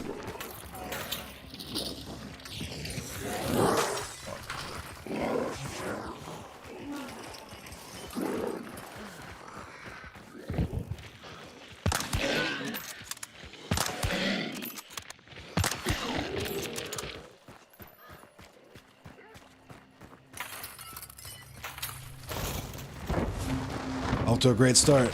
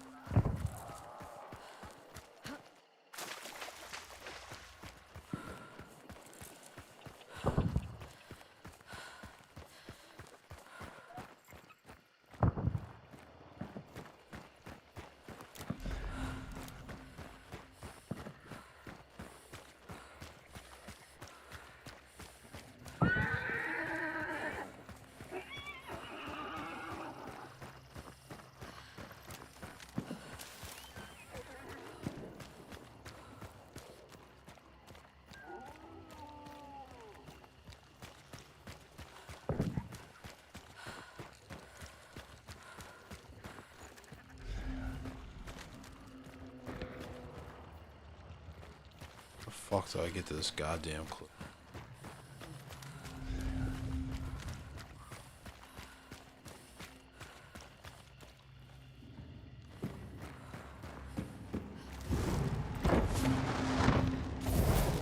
That's not good.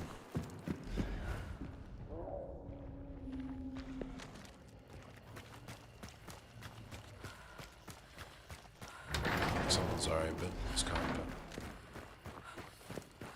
Get a trap.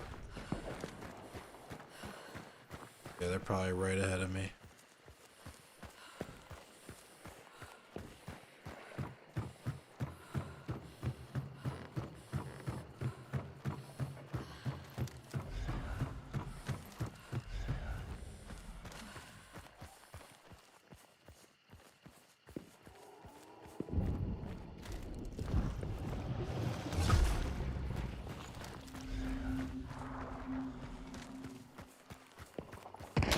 Oh fuck.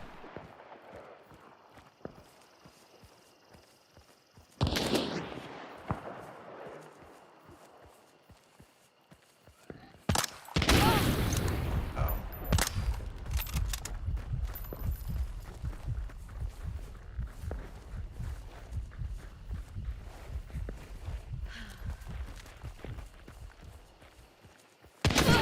Oh, you gotta be shitting me.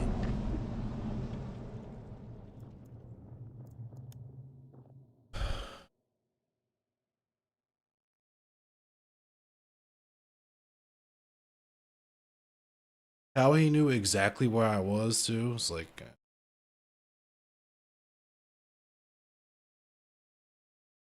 Guess I got the gator trap.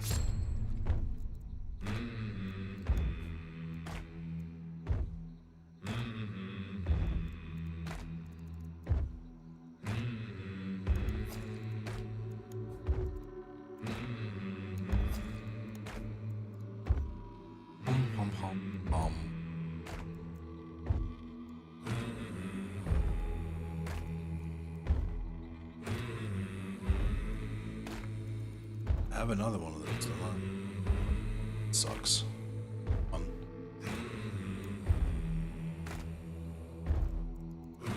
What else do I have silenced? Got 2 of these.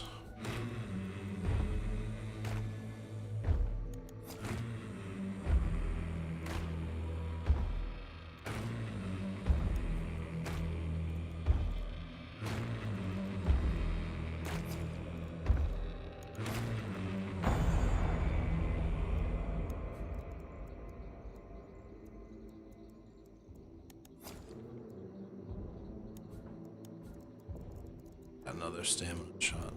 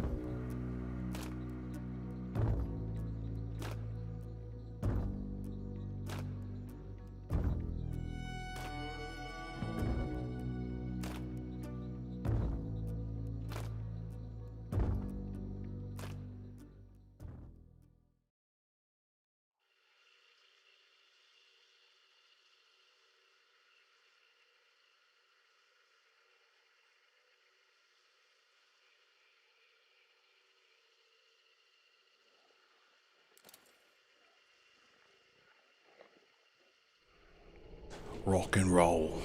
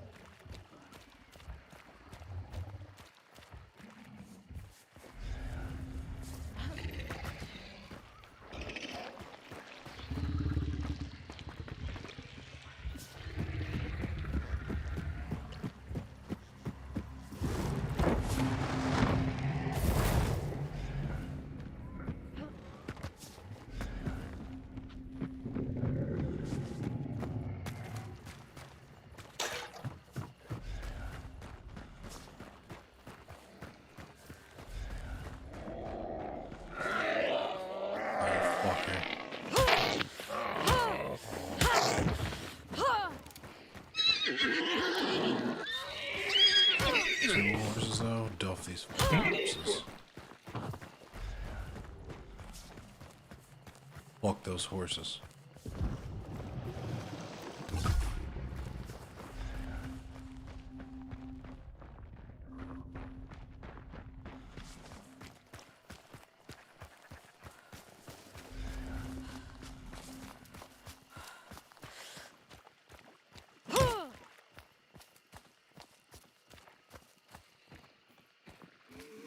Average Pinkerton.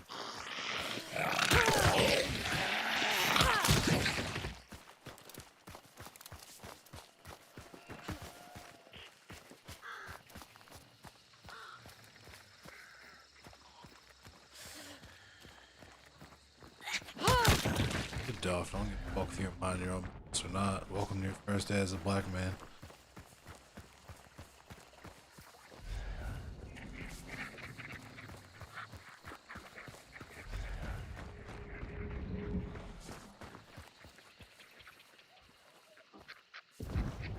This is a petty ass gator trap. This shit's right next to the fucking box.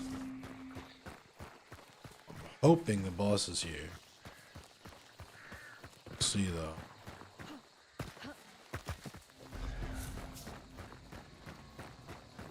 It's not. We'll at least be acquiring the last clue.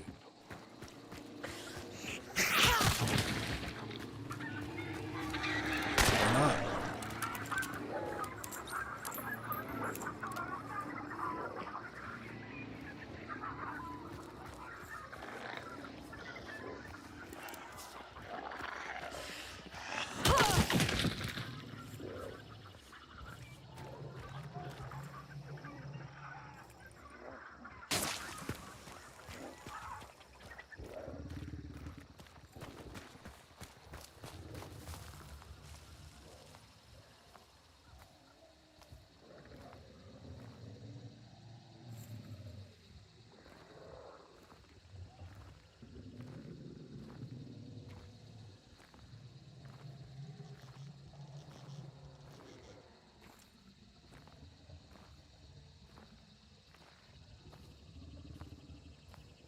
This kind of only works if I see them first, you know what I mean?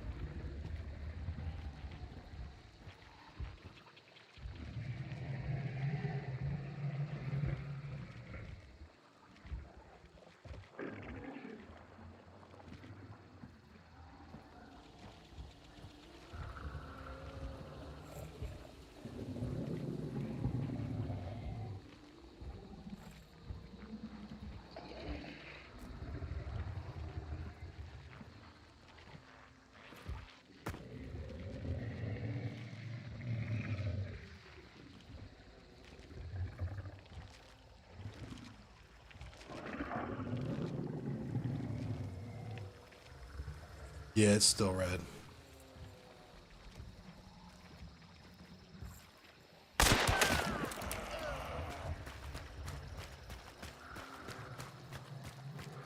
Now it ain't.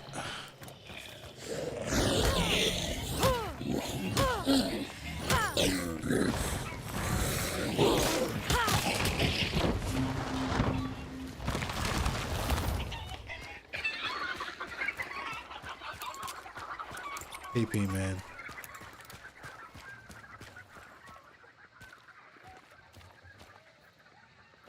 It's gotta hurt. That's a Winfield slate. I'll take that.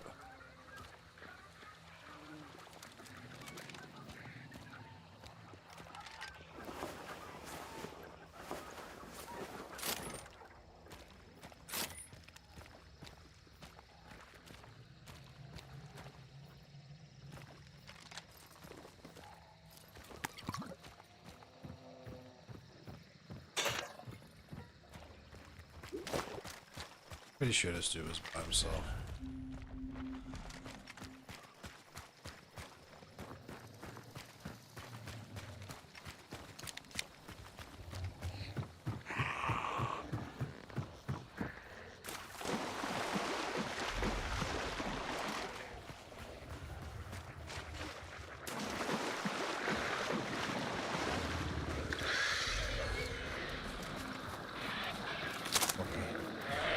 Oh my god.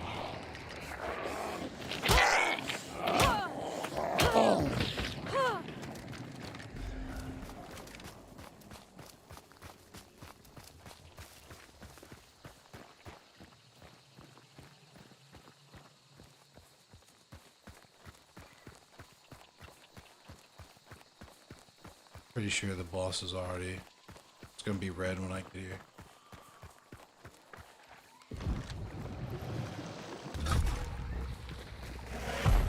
Yep, do it.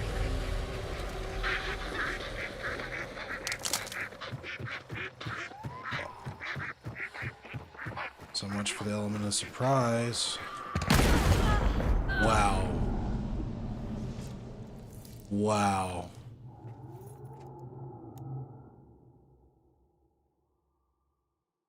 Wow. That was anticlimactic.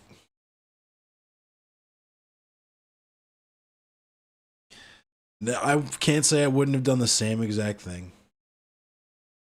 I've actually done that to someone before. It's actually pretty smart.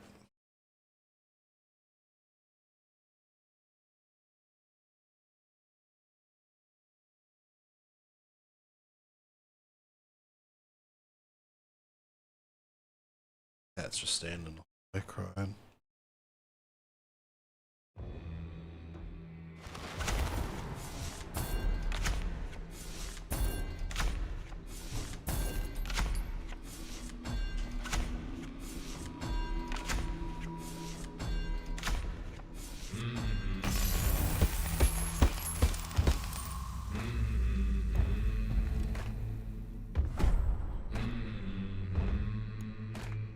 Damn, explosive ammo uppercut.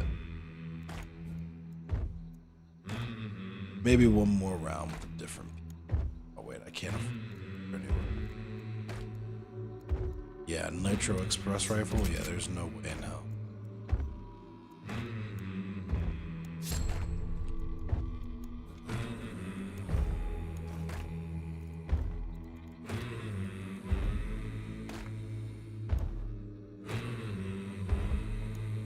Damn, that shit's stupid expensive. I didn't realize how expensive that.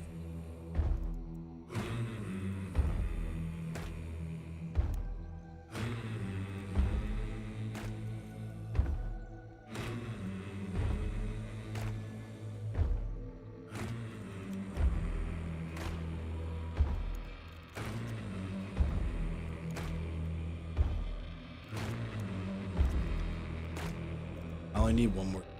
Might as well run it one time.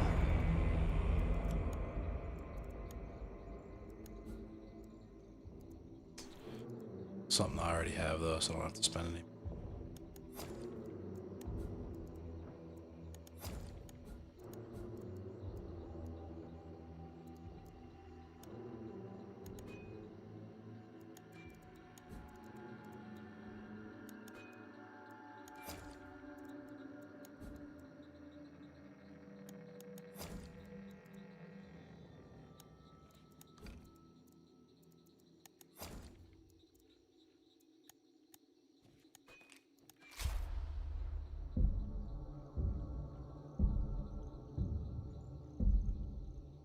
I need to shoot one more enemy hunter too.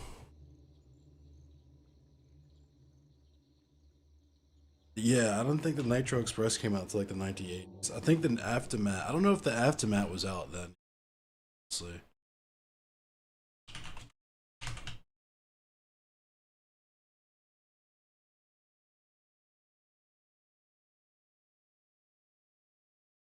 Oh no, wait. The first Nitro Express was the 450 Nitro Express. It came out in 1898.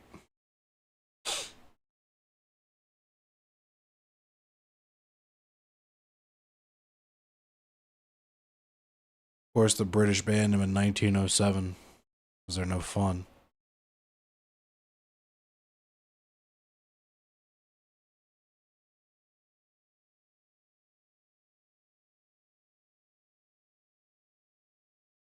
Oh wow, so that's fun. The British banned the Nitro Express because there was like a .55577 like /450 like Nitro Express Martini Henry rifle,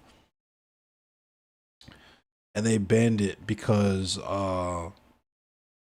there was insurrections in fucking India and Sudan, and they didn't want the people there to get fucking Nitro Express rifles.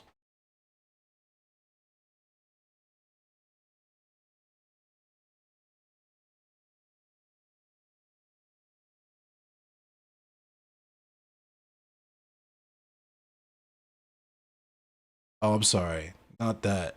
It was they could take the spare bullets and reload them.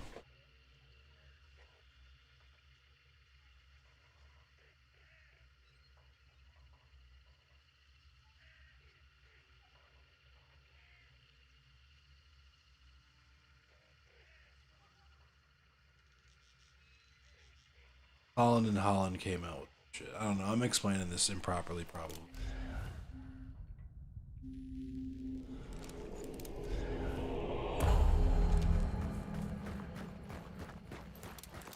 It's the spider again.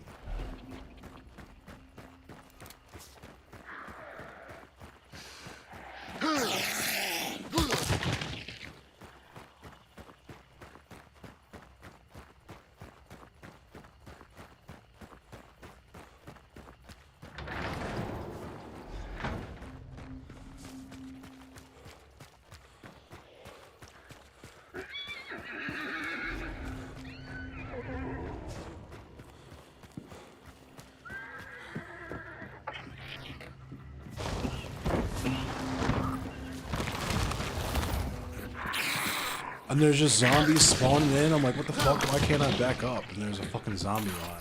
Come on.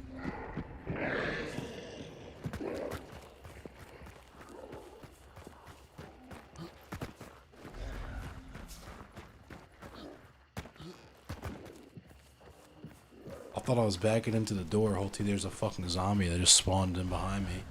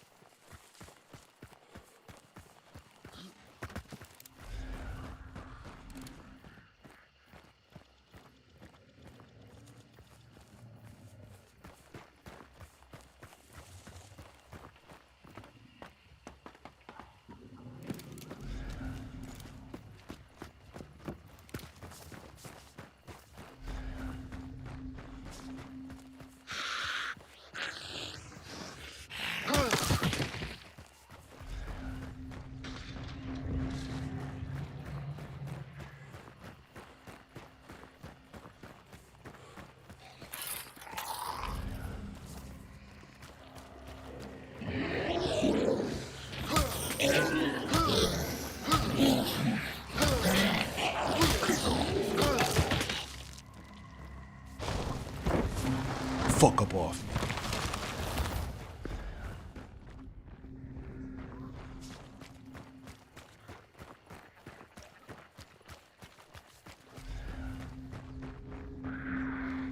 Oh fuck. Fucking A.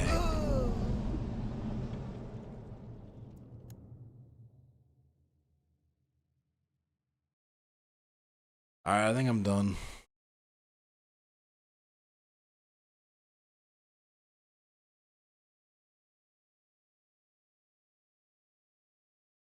Raid and the fade. The raid and the fade. Watch him run a fade. Great, and watch everyone.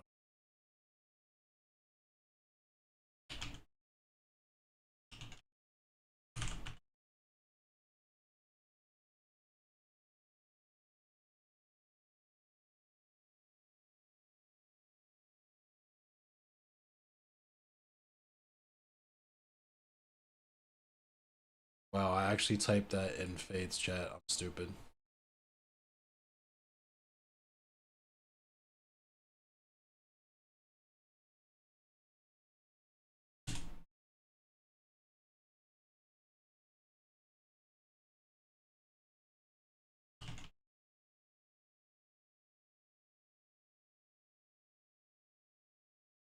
Yeah, I'm right now. I'm writing in the Fade. I'll be in there though.